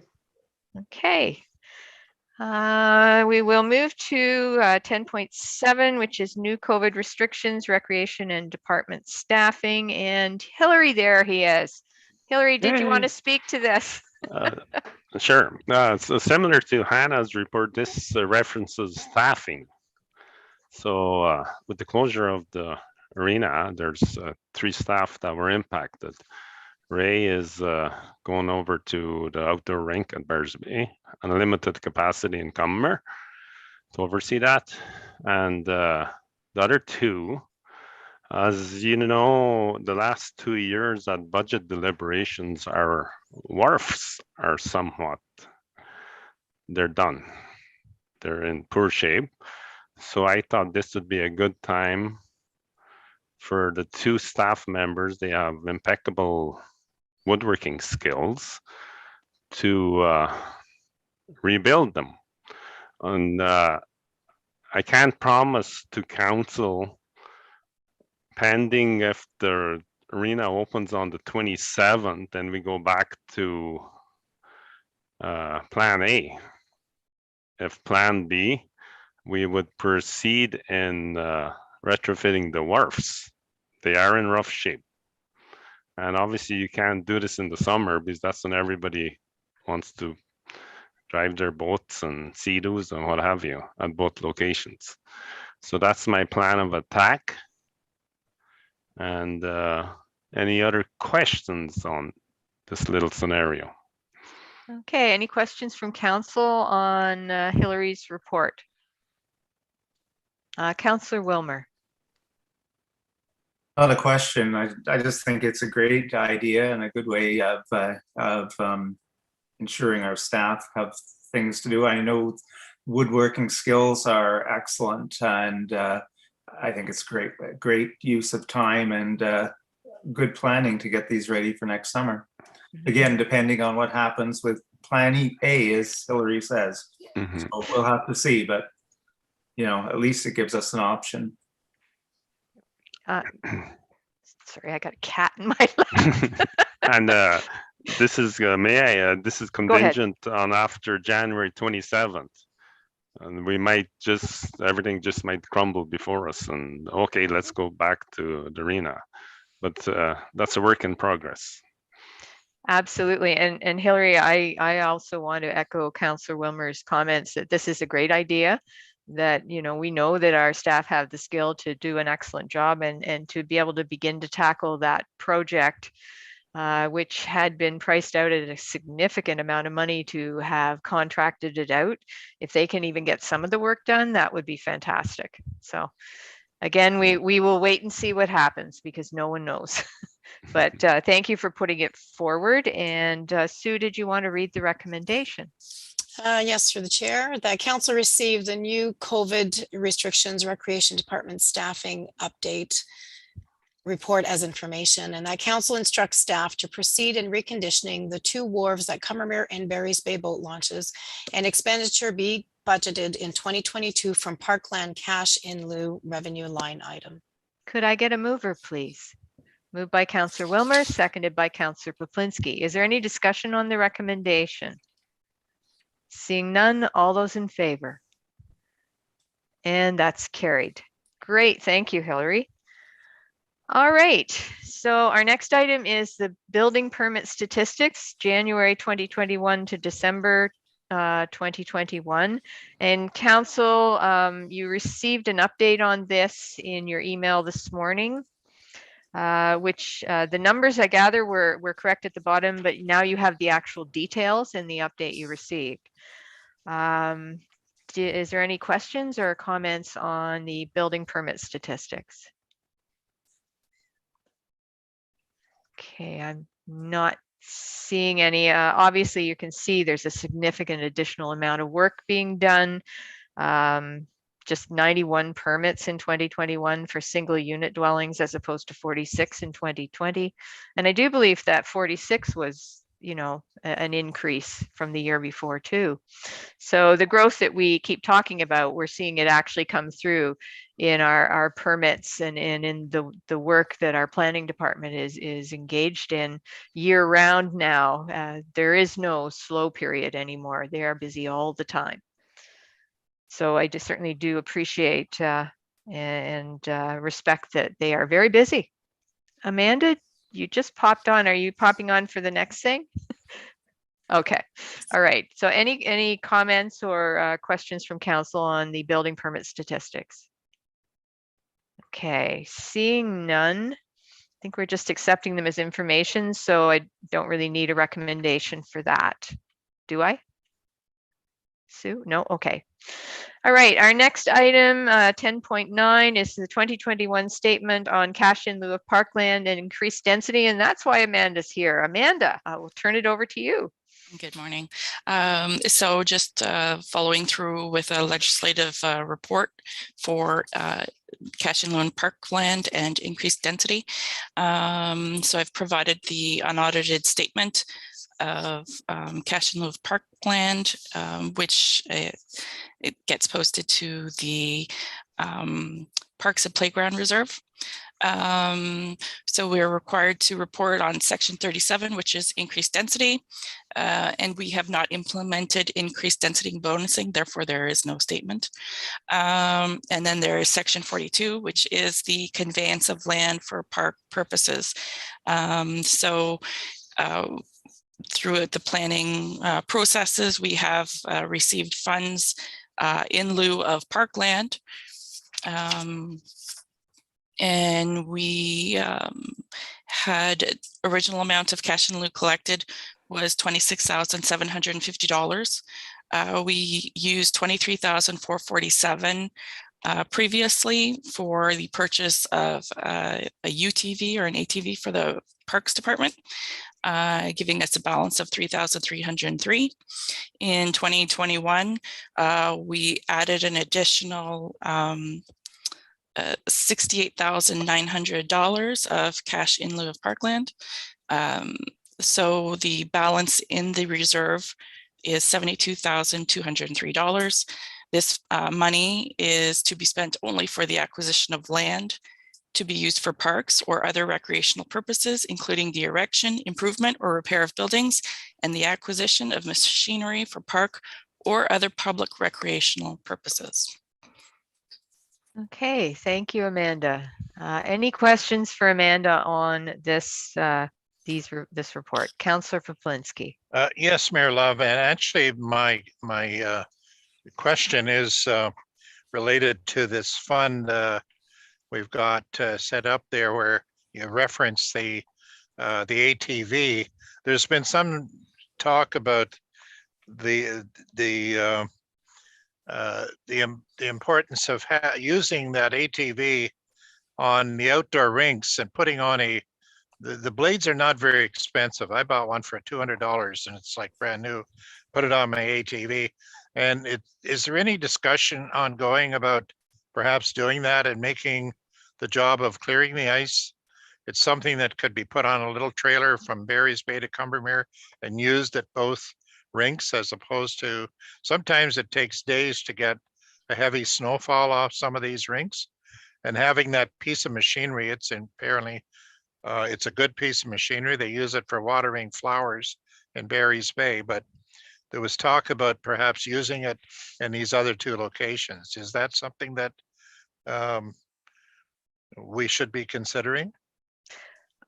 Could maybe I don't think the treasurer probably can speak to that, but could we maybe redirect the question to Hillary, the operations manager? Sorry, Hillary, putting you on the spot, but you probably know better about that. I like what I hear. That's thinking outside the box. So I might have missed some of it. You would like to see a blade on the side by side? Oh, absolutely. You've got it right now. It's sitting in the garage somewhere, and you've got people struggling to try and get. And we've got blowers, and I know they work very well. But I have a blower, and I also have a side, or not a side by side, but a 4x4, and I put a $200 blade on it, mounted it myself, and it's fantastic. And it would be great, I would think, in both of the outdoor rinks. Well, it would certainly be better than a shovel, I can tell you that, or a snowblower. I like that. Hey, thinking outside the box for limited, and it's sitting in the garage. I like it. Hillary, do we still have the two units? We have the two, the old Polaris and the Kubota. Definitely, and Mike is online, and I don't know if he likes what he hears, but we'll see. Hillary, what would be the cost of a blade? Or Mike, do you know what a cost to a blade to outfit those two units would be?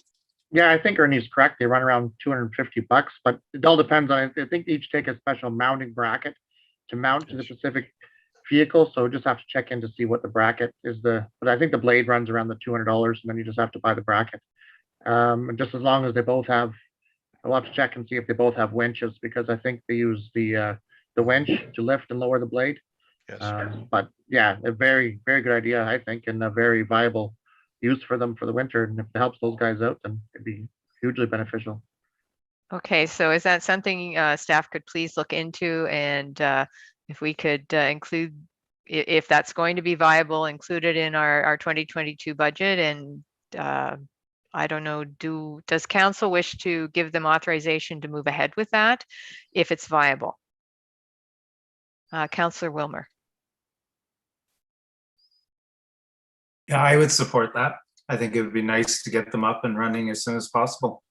Okay, so Councillor Poplinski, it's your idea. Would you now can the CAO get us a motion together to move forward with that and include it in the 2022 budget? I would certainly support that. If we've got the money already in our fund, we've decided that's what we're going to use it for recreation purposes, then this would certainly be applicable. And it is something that, we've been very fortunate. We haven't had a lot of snow this year, but I think we're going to get it soon. And it's a short season for the outdoor rinks. And if that's a way of extending it a few more days, which it certainly will be. I've used mine on the rink over here in Combermere, and it works really well. But, okay.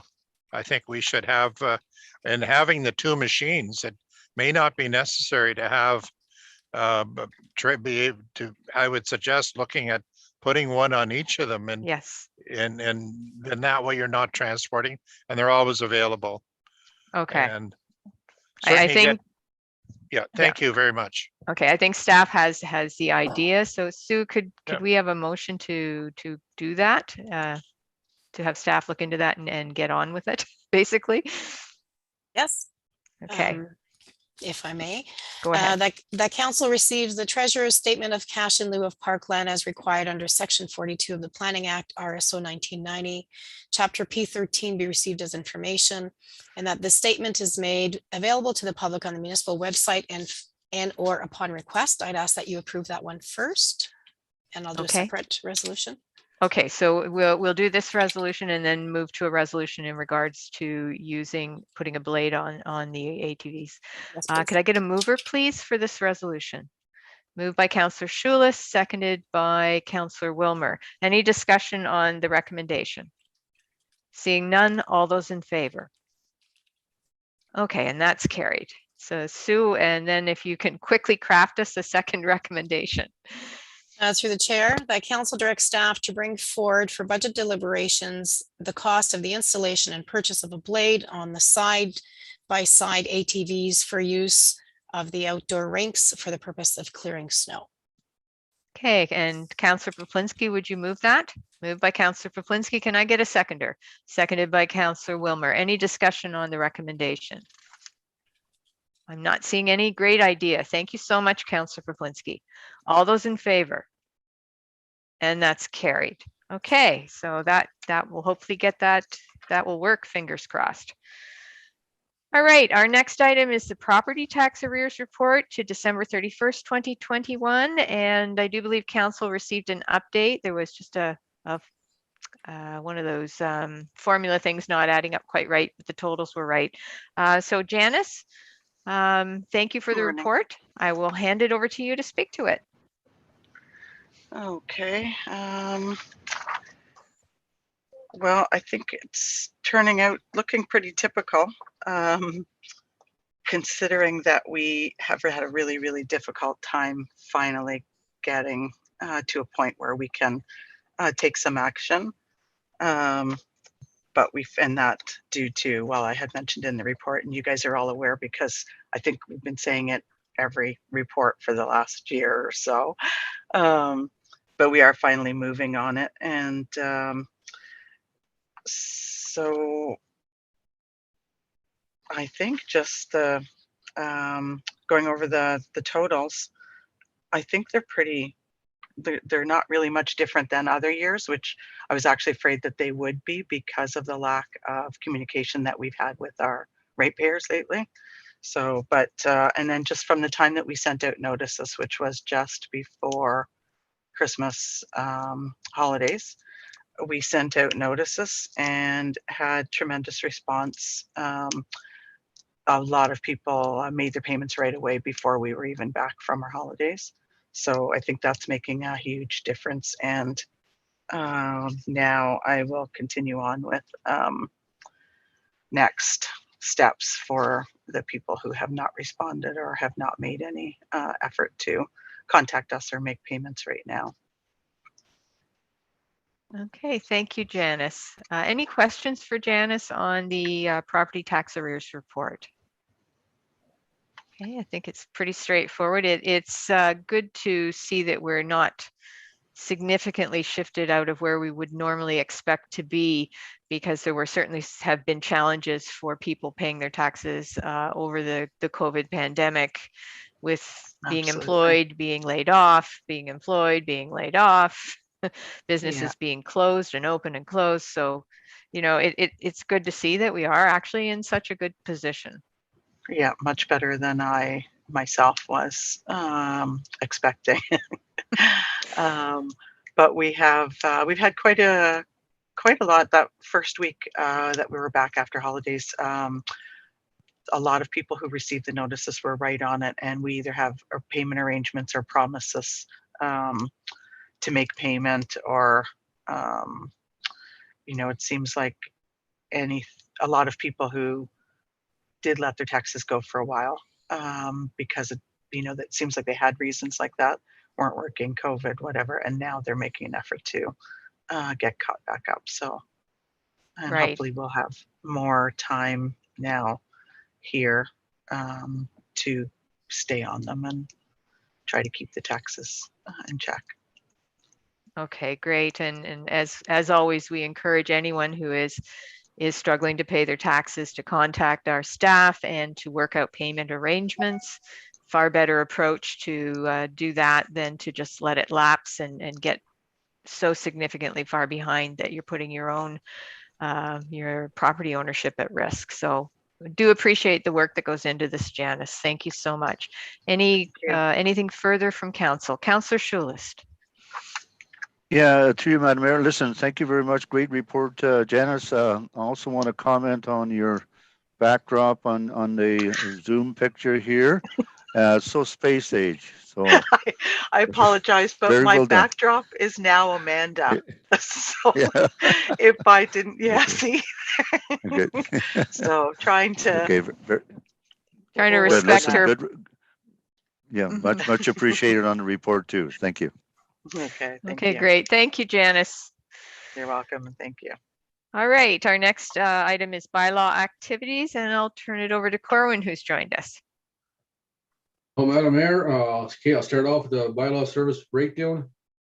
In 2021, we received a total of 56 bylaw complaints.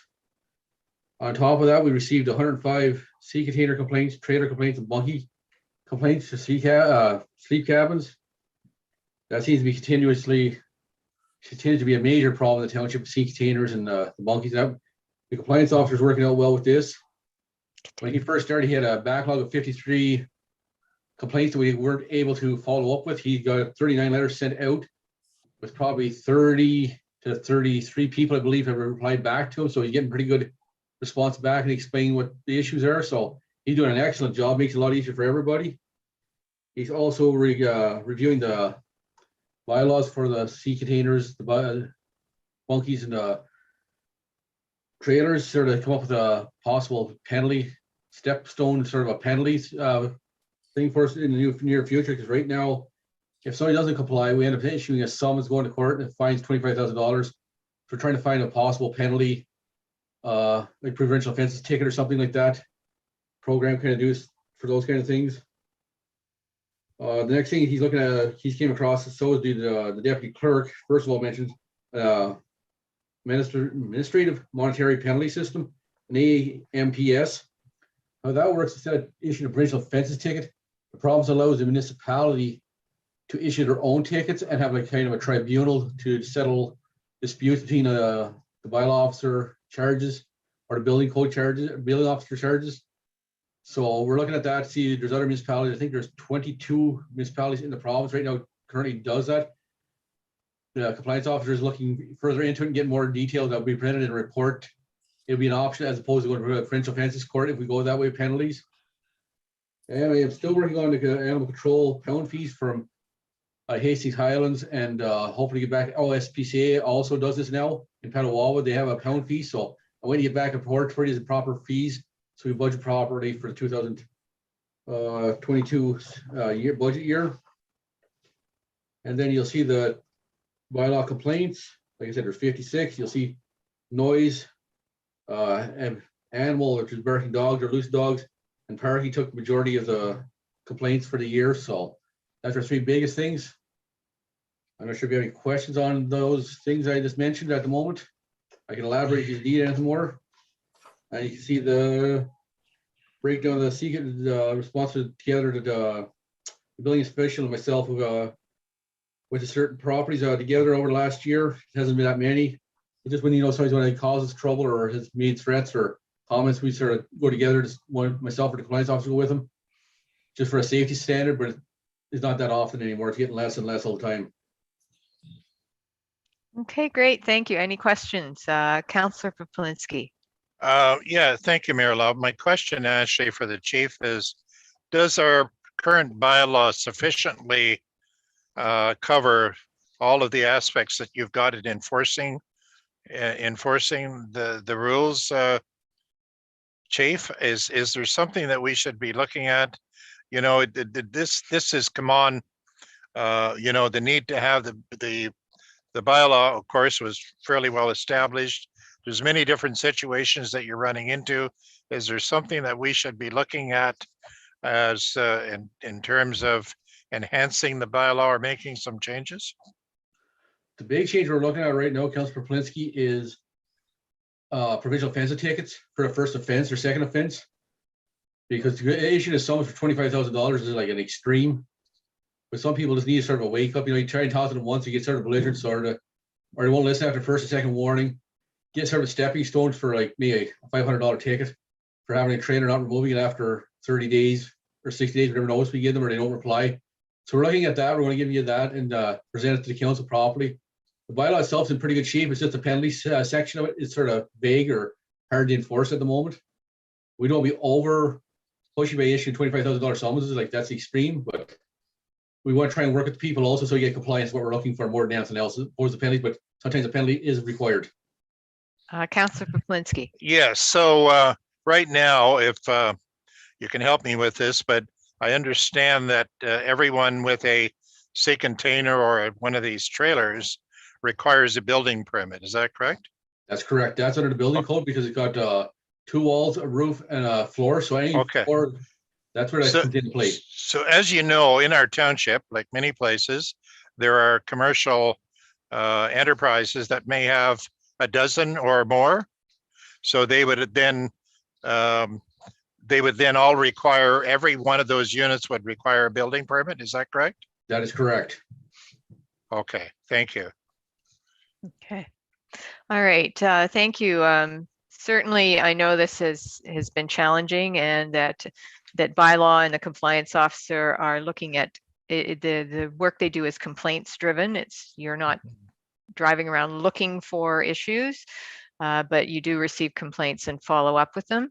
I do want everyone in Madawaska Valley to know that they're expected to follow the rules regarding trailers, bunkies, and sea containers that are found in the bylaw.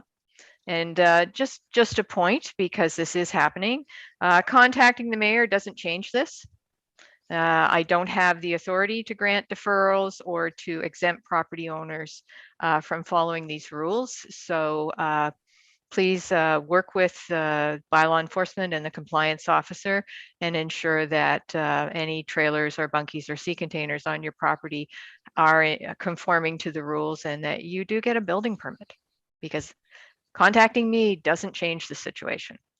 I just wanted to state that, because I am starting to get contacted. I don't respond to those contacts because that usually sticks the mayor in a position where someone's saying, I said this or I said that, and I'm not going to be put in that position. This is a matter that you deal with directly with staff. So just needed to say that, folks, just to hopefully divert some people from wasting their time writing me great long complaints about this. They have to follow the rules.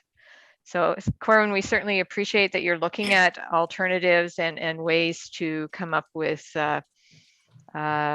penalties that are reasonable, that we can enforce more easily. Any, Sue? Yeah. Yeah, just to add to something the bylaw officer said, the municipal compliance officer has assisted greatly, and I think Corin can attest to this as well as the chief building official, in assisting and increasing the education surrounding what's allowable, the regulations, the requirements, and also advising that even temporary use of storage buildings, some of them had, because of delayed construction, have brought sea containers on their property at the suggestion of the contractors to store their windows, their furniture in the interim. So what has assisted is the municipal compliance officer has been able to let them know that even though it's temporary, they should still be contacting the chief building official to obtain an acknowledgement letter. And in that acknowledgement letter, there's a proposed date of when that sea container will be removed. That eliminates them from having to purchase the building permit, because their intent, not everyone's intent that has a sea container on their property. What we found is they've been faced with storage issues. So I think, Corwin, that's assisted a lot as well, correct? Oh, correct. It's been very well received, and he's doing an excellent job doing that and educating the public, and being very receptive, and they understand the rules a lot better than when they were just out here to hammer everybody, but we're not. He's been very, very personable. He's very good at what he does, and diffuses a lot of situations very quickly. So yeah, he's made a big difference with the education, huge time. Okay, but the key word in that is temporary. Temporary, yes, Right, correct. yes. So the letter that you get it clearly indicates when the sea container would be removed from your property, I would assume. It does, exactly. Okay. All right, just so the public's aware, it is an option, but always talk to municipal staff first. Make sure you understand what's involved in doing this sort of thing where you're looking for temporary storage while you're building, or there's some specific renovation thing you're doing that you do need some storage. Okay, any comments, questions from council on the bylaw activities? Okay, we'll move to fire department activities. Put your other hat on, Corwin. Here we go. Okay. Maintenance repairs, the annual flow testing for SCBA's has been completed by AJ Stone. That's a part of labor requirement, so that's done. There's no major issues with our SCBA, so everything that major piece of equipment is in good shape. Ministry of Transportation cost recovery rates for motor vehicle collisions on Kings highways has risen by 4.4%. And now the rate is $509 per hour per fire truck if we were called an MVC on a Kings highway. We do bill that also for municipal roads and county roads through the municipality itself.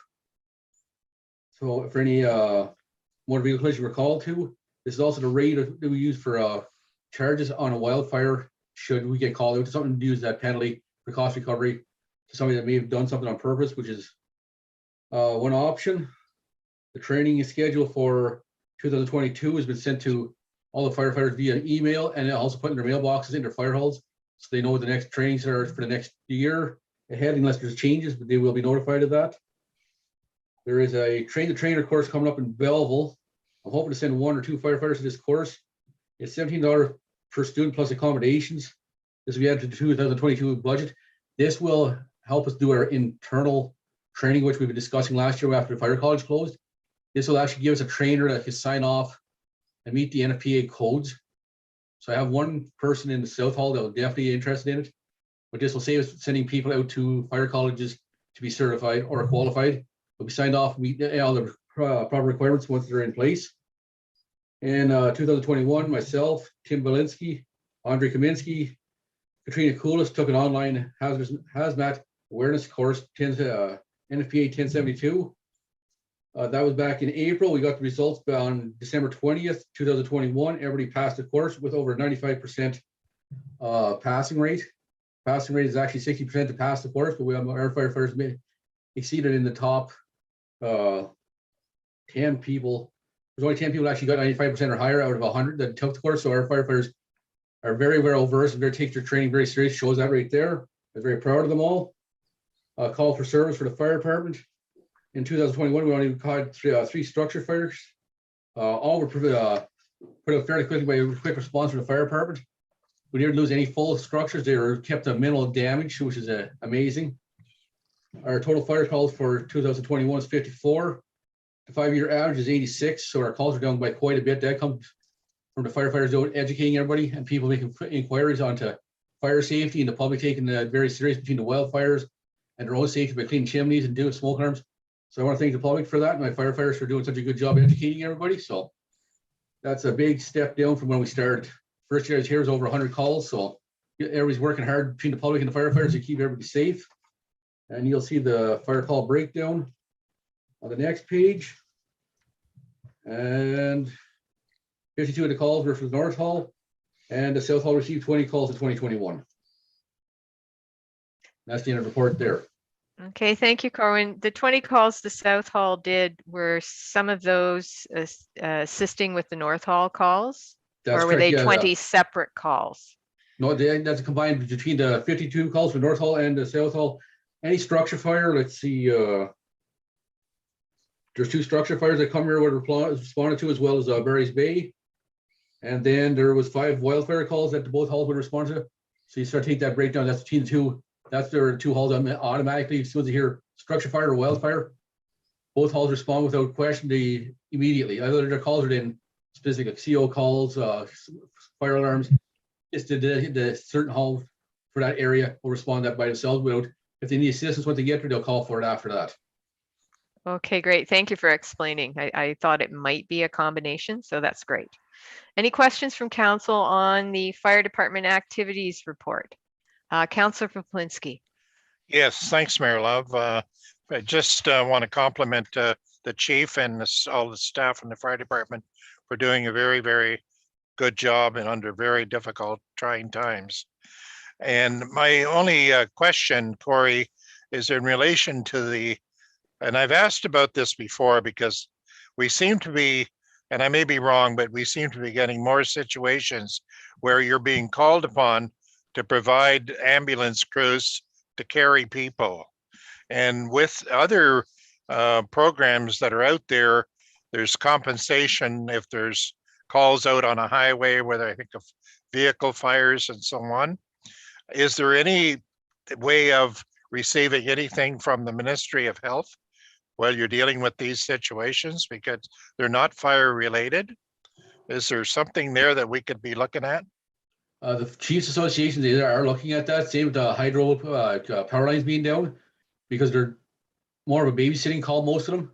So it does tie up a lot of resources, a lot of money. We are trying to figure out 2 ways to recover money similar to the MPO. That's that comes from province and Chiefs Association. So we're working on that, same at the county level. Right now, there's nothing, but we are looking at the same thing because all fire departments are getting taxed more and more for assistance. Councillor Poplinski, go ahead. Yes, thank you. And I'm happy to hear that. I think that's something we need to proceed with. So can you tell me, so if you had a situation where you require assistance, would 2 people leave the fire hall with a fire vehicle to attend these places? Or how would they deal with it? Yeah, they take usually the rescue van or the equipment van into that vehicle. The pumper trucks and the tanker trucks stay back. But some of the basic equipment or personal protective equipment, like for the face mask, their gloves, a pair of coveralls. That way you're not touching somebody directly, or like our stuff to do is until we go to an MBC is also on those trucks. That's why we take just the one rescue truck, leave the main truck back and the main equipment back. So that's our response to. So you've got 2 people engaged in this. They would get compensated through the point system, would they, for pay? That's correct. Okay, and the use of the vehicle. That's correct. Okay. Yeah, it's just, I'm sure others got the same questions as why is this happening? I know there's a lot of cutbacks and I know it's difficult to get an ambulance. I went through this on the 18th of December and I know all about it, but but anyway, I think that it's an area that can't be ignored, you know, because next year there could be dozens more if they're relying on us to provide that service. Then I think there has to be a way of getting compensation, and I'm sure the rest of council agrees with me on that. So thank you for what you're doing, and I'm looking forward to hearing the reply. Thanks, Corey. Okay, thank you, Councillor. Perhaps, Corwin, further to that, I'd just like to have some reassurance that if we have our volunteer firefighters doing lift assist, that should they injure themselves in that process, because lifting people is something that is easy to injure yourself. No matter you're doing it correctly, you can still get hurt. Does our firefighter insurance cover those firefighters? Does WSIB cover them? What covers them if they injure themselves and then find themselves unable to work? Madam Mayor, both are covered under WSIB, and our fire insurance, or VIFS, are both covered under that, because once the page goes out and they accept it, they are covered till they return back to their home. Okay. All right. No, that's good to know. And the lift assists are very tricky, because most of these times when we get called for the lift assist is either somebody's gone down over a ravine or in a narrow staircase, which is very tricky. That's the reason they're calling us. Just to clarify to the public, we do not respond to medical calls like heart attacks, strokes, car accidents to do first aid. We do not do that. That's a paramedic situation. This one, the paramedics cannot get somebody out of a spot that's trapped in somewhere. It's very and they have 2 paramedics or a paramedic supervisor. That's what they call us when they've at the last minute kind of a very extreme situation. Like I say, we do not do heart attack calls. We do not make any calls and calls just to clear that fire for the public and the council to understand, because we are not trained that way. And we will probably, as long as I'm here, we'll never train that way. We can get that. Just opens up a whole new realm of training and liability. So we won't be doing that. Okay, no, and I know you've made that point very clear in the past. I just wanted to have some reassurance, because lifting can be, as you said, very challenging, and you can be in circumstances that it's easy to hurt yourself, because the circumstances are, it's not an easy, straightforward lift, or we wouldn't be getting the call. So you've reassured me that there is coverage for our volunteer firefighters, because they are volunteers. I want to make sure that they are protected in case they do injure themselves. So any further questions or comments from council on the fire department activities report? Okay, I don't see any. Well, thank you, Corwin. I think the next one is Hillary. So I will move to report RFP 2021-13 Design and Engineering Services Arena Floor Replacement at the Paul J. Akubowski Community Center. Hillary, welcome back. Thank you. Okay, I must, just by me reading this, something went terribly wrong here on this report, because initially, and I blame myself, initially I had the cost which each proponent beside them. Then also I had timelines, and I think where it went wrong is, and it's my fault again, the RFP scoring chart, I put it within the body and kind of corrupted it. So I removed it out of the body, and then I put a trailer for the scoring chart. So obviously this isn't what I would like to be showing you right now, but it is what it is. So I'm going to include some references. If everybody has a pen or whatever, however they want to deal with this, I'm going to give you the cost of each. Okay, we'll go with WSP. Their cost was $88,394.25. Okay. Good. Barry Bryan and Associates, which is above, is $93,225.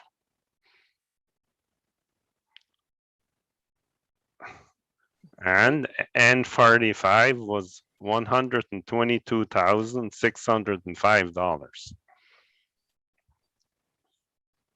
Okay, thank you. Yeah, okay, so then we're going along, and I also had the aggressive timelines in there, but we'll get to the timelines. So as you can see on the scoring chart, price is only 15 points of the whole dynamic. So hold on, if you look at the scoring chart, Barry Bryan did extremely well on the projects that they've constructed.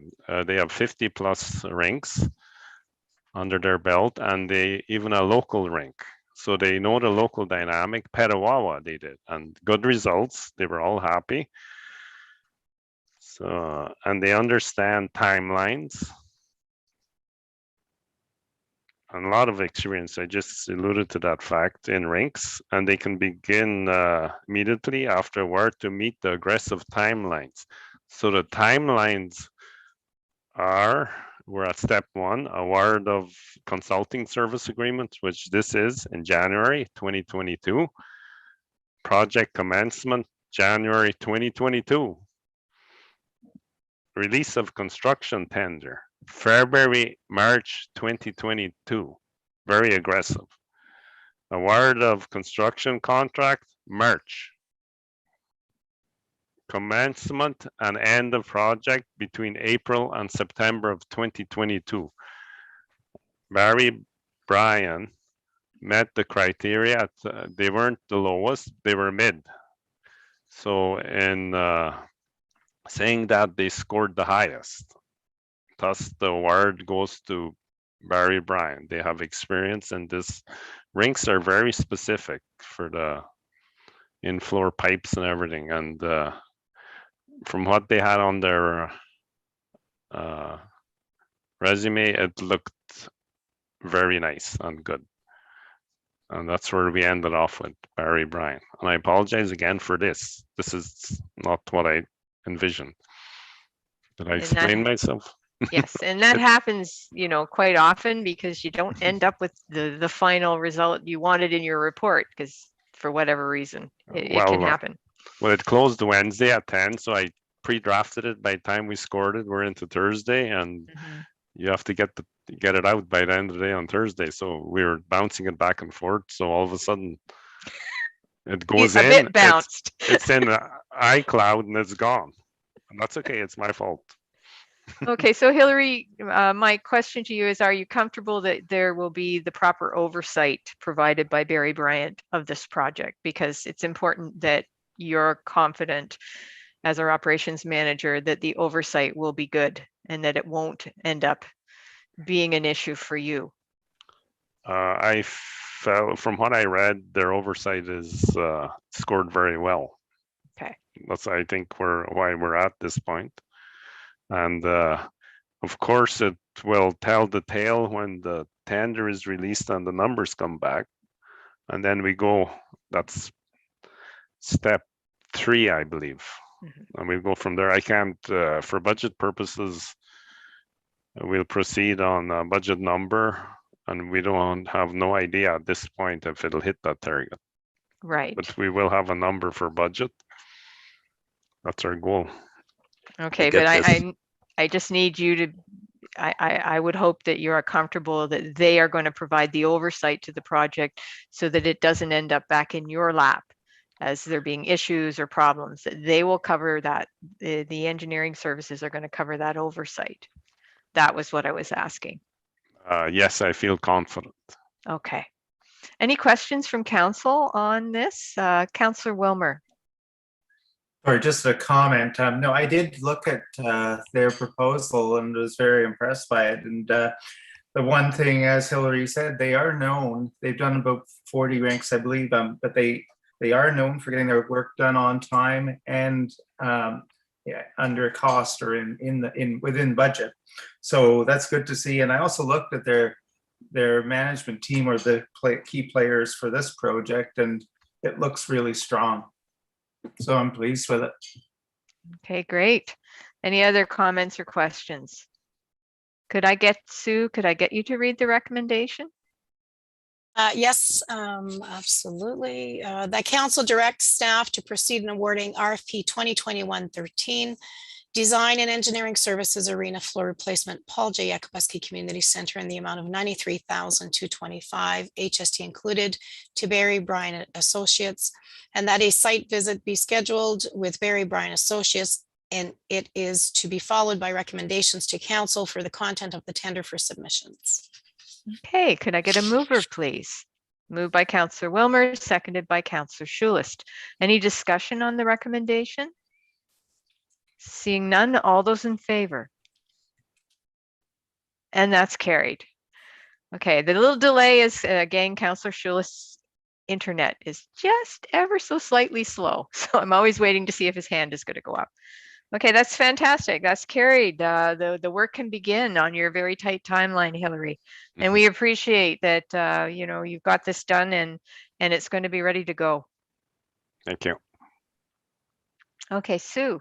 Can I just add as well, just so we will forward the proposal for design engineering services, the full package to council, that you may view it before you meet BBA. The one area where they scored the highest was cost control and the references to the presentations to council and the reference cost control for the construction documents and the procurement phase as well. So we'll ensure that we forward that to you following the meeting. Okay, great. Thank you. Some more light reading for everyone. I think Councillor Wilmer's already read it, but yes, that's great. Thank you. Okay, that completes all our municipal reports. We're going to move into, oh, sorry, Councillor Schulist. Oh, you're muted. Yes, okay, I'm muted, yes. There we go. How about a lunch break? Would that be okay? And we need to fire up. Yes. Okay, I was kind Houses- of hoping houses we'd getting get done before Okay. lunch, No. but You think we can pull this off? Yeah. I think so. I think if we can hang in there another half hour, we'll be done. I do Okay, believe let's so. do it. Okay, Okay, Councillor let's do it. Faflinski, Yeah, I'm asking permission to leave the meeting. will you be back, sir? Yeah, I'm going to have my meds and my lunch. Okay, so, no, okay. yeah. All right. Is there anything on here that you have any concerns about? Because I will adjourn it for lunch if you wanted to speak to anything. No, I think it's all very straightforward. Okay. All right. I just did really hope that we could press through and get done No, I before 1. appreciate that, but No, I I recognize you yeah. need to take a break. So, if we're, God forbid, still at this when you're done, please join us again. But I would like to press through if we could. Sure. So, Let's do yes, you certainly have more than welcome to depart. Thank you. Take that break. Okay, so just if we could, council, because I think we can do it in half an hour. Bylaws, and our first bylaw is there's Silas. Silas wanted to speak to our first bylaw. Do you want me to introduce it and then have you speak to it? Okay, it's bylaw 2020-01 regarding site-specific zoning bylaw amendment of lot 13, registered plan 131 in part of lot 181, range B South, geographic township of Sherwood, Barry's Bay, from residential R1 to commercial, exception 8, C-E8, Marie Ava Yantha, YAN-2021-13, that we had the public meeting on this morning. So Silas, you wanted to speak to us. Thank you, Mayor Love. Yes, following the public meeting, I followed up with Lindsay Bennett concerning Ms. Taylor's comments about the zoning designation. And I have done a follow-up email to Ms. Taylor as well as to council. So I'm just going to read what I put in print subsequent to my conversation with Lindsay Bennett. I said I did a follow-up with Lindsay subsequent to the public meeting regarding the designation to C-exception 8. To clarify my error, storage trailers are permitted in a commercial zone. That's where I was dancing on my feet. I said I thought it was only in the highway commercial, but it isn't. It is also permitted. The reason for the exception designation is that the rezoning will permit the storage containers without the requirement of a site plan agreement, as I had mentioned in the initial meeting. In the future, should a building be constructed, then a site plan agreement will be required. So the proposal originally by Yanthas was that they just wanted to build a storage building.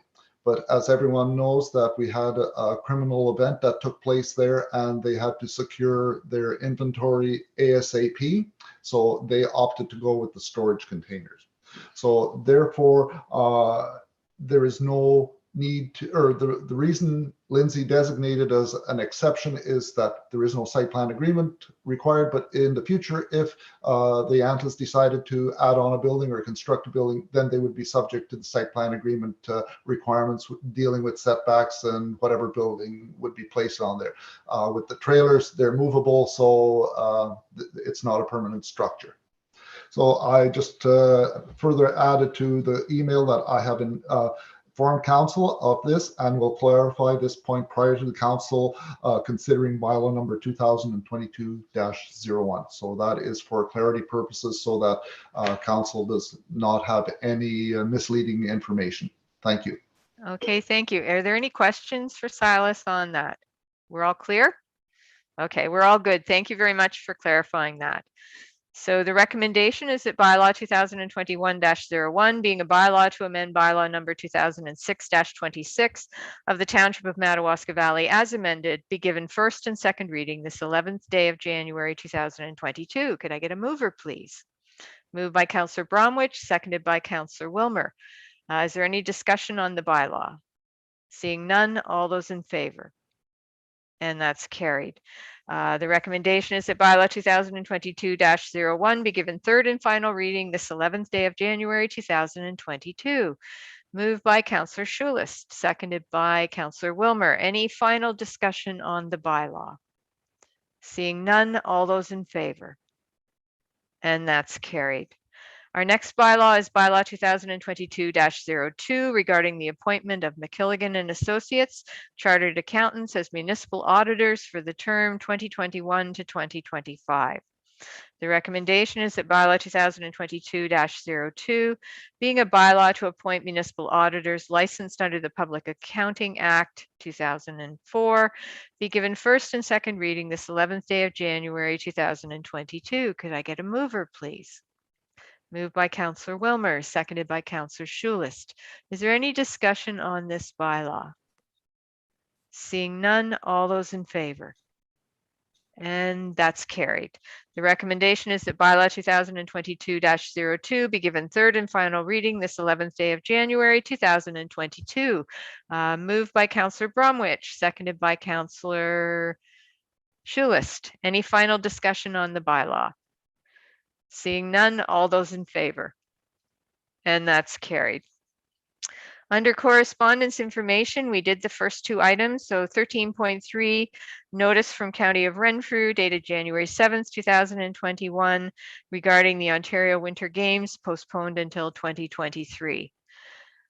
Just for council's information, we actually had a special county council meeting and we took this decision with the interest of public safety.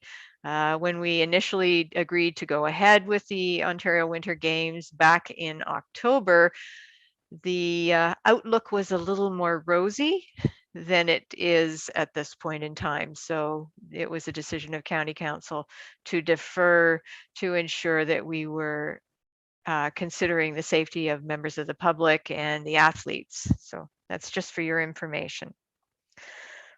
Any comments, questions from council on that? No?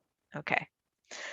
Correspondence action items. We have a resolution from Tay Valley Township dated December 15th, 2021 regarding the province-wide assessment update. Do we wish to act on this or shall we file it? Not. Councillor Wilmer. I would support this one. Okay. Moved by Councillor Wilmer that we offer a letter of support. Councillor Schulist, are you seconding? Well, I'm going to second it. I think we should because it's kind of related to our next new business. So, yeah, I will second that. Okay. Any discussion on sending a letter of support? Seeing none, all those in favor? And that's carried. Okay, new business, the Impact 2021 Municipal Partnership Report and Assessment Change Summary. Councillor Schulist, did you want to speak to this? I'm not ready to speak on this, but I'm sorry. I just, you mentioned it, so I thought maybe Yeah. you had an urgent point you wish to make. Yeah, I mean, it is something that we have to, I guess, be concerned of here. And I don't know how everybody else sees it, but it could affect us in the future. At some point, everything is going to come back at us, right? I know it's sort of 2016, but at some point, there's going to have to be some kind of adjustment. And so I don't know, how does everybody else feel about it? Councillor Wilmer. Well, that was why I wanted to support the previous motion, because I think at some point we're going to get hit really hard by this. We know that housing values have gone up significantly everywhere, and with no reassessments since 2016, I think the longer it goes, the bigger the increases are going to be, and the harder the impact is going to be on people unless they do find ways to phase it in, which I'm sure they will. But I think it's important that that impact catches up with the real values. It's also a huge tax loss to the municipality right now. Mm-hmm. Well, this being the point that we are missing out on the market values that properties are selling for now, right? Mind you, typically we do try to compensate for that in how we set our tax rate, but and they are assessing new builds, which is helpful, but I would imagine the new builds are being assessed based on current market values. So there's even a certain amount of unfairness in how this is being done when many are lagging behind, but some are being assessed based on the current market. Amanda, did you want to speak to this? I can just comment. So the first document shows that there has been 1.08% growth within the municipality for assessment, so that's good. So that's building permits that have been taken out and people have made changes to their current properties.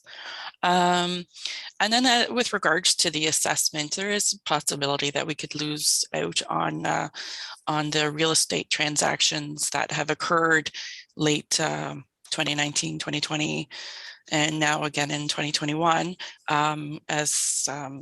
although there are a lot of real estate companies that are saying that this is the adjustment that our area, Renfrew County in Eastern Ontario, has needed for a long time, the sales of the properties. So it could, depending on what happens, nobody knows. There has really not been any discussion from the ministry on how they're going to handle this reassessment, what the timelines are, the period that they're going to take into consideration. Because if really we look back at it, it wasn't until late 2019, beginning in 2020, that's when the sales just like went through the roof, right? And the reassessment should have started in the beginning of 2019. So if you think about that, they would be capturing the assessment values at the beginning of 2019, and we would miss that boom. And it could take 8 years, it could take 10 years, depending on what the timeline is. So you know, if we look at it, if real estate transactions remain, if it isn't just a boom, if there is no bust within the next couple of years, we may eventually be able to catch up on the assessment. But again, the ministry is not really speaking to municipalities right now, or MPAC, on what the future holds for assessment values. So we're really in the dark right now, unfortunately. Amanda, did they defer this reassessment because of COVID? Is that the reason they've given? One of the reasons was COVID. So because they couldn't have staff out there, they didn't want, and then there was the realization of properties being bought up and the craziness in the real estate market all across Ontario. So then they took that into consideration too. So I don't know if there is really a plan or what is going to happen, but with all of the meetings, you know, that treasurers have and with all the different associations, there hasn't been communication really, unfortunately. Yes, well, and you know, the rest of the world has learned how to operate around COVID, and yet MPAC isn't being asked to. They could make adjustments. Quite frankly, I think it's been a very long time since I've seen anybody come out and look at my house. So, you know, the amount of work they do actually in the field may not be, they're certainly not looking at every property. They're not inspecting everything to do that reassessment. A lot of it's probably done based on data and numbers. So seems unfortunate that we're missing out year after year without, you know, any clear indication of when they're going to actually do this. I do have some concerns as well that this is now an election year. It's not just a municipal election year. This is a provincial election year, which is a big deal. And usually around March, that's it. There's not a lot of communication coming from ministry officials, not a lot of contact from those offices, because they are in lame duck or limbo or whatever you want to call it. So I don't know. I do not foresee that this being any sort of correction or any communications about this happening until after the election. Right. So, Okay, well, thank you for the input. We appreciate your concerns, certainly. Anything further from council on this? Okay, we're left in wait and see mode. Certainly, I can let you know that Roma is definitely very aware of this problem, and as is AMO. So, you know, the associations working on the behalf of municipalities have similar concerns with this deferral of the assessment update. Okay, Unfinished business. Sue, do we have any unfinished business? No, Mayor Love, do not. Okay, in camera. Then is the next item. The recommendation is that the meeting enter in camera session to discuss matters pertaining to the security of the property of the municipality or local board, personal matters about an identifiable individual, including municipal or local board employees, labor relations or employee negotiations, advice that is subject to solicitor-client privilege, including communications necessary for that purpose. Ontario Municipal Act 2001, Chapter 25, Section 239, 2A, B, D, and F. Number 1 is the special council meeting minutes in camera of December 15th, 2021. Number 2, regular council meeting minutes in camera of December 21st, 2021. And number 3, Wishart Law, which is tentative recourt file number CV-21-00000002-0000. Could I get a mover, please? Moved by Councillor Wilmer, seconded by Councillor Schulist. All those in favor? And that's carried. Okay. Gwen, if you could let me know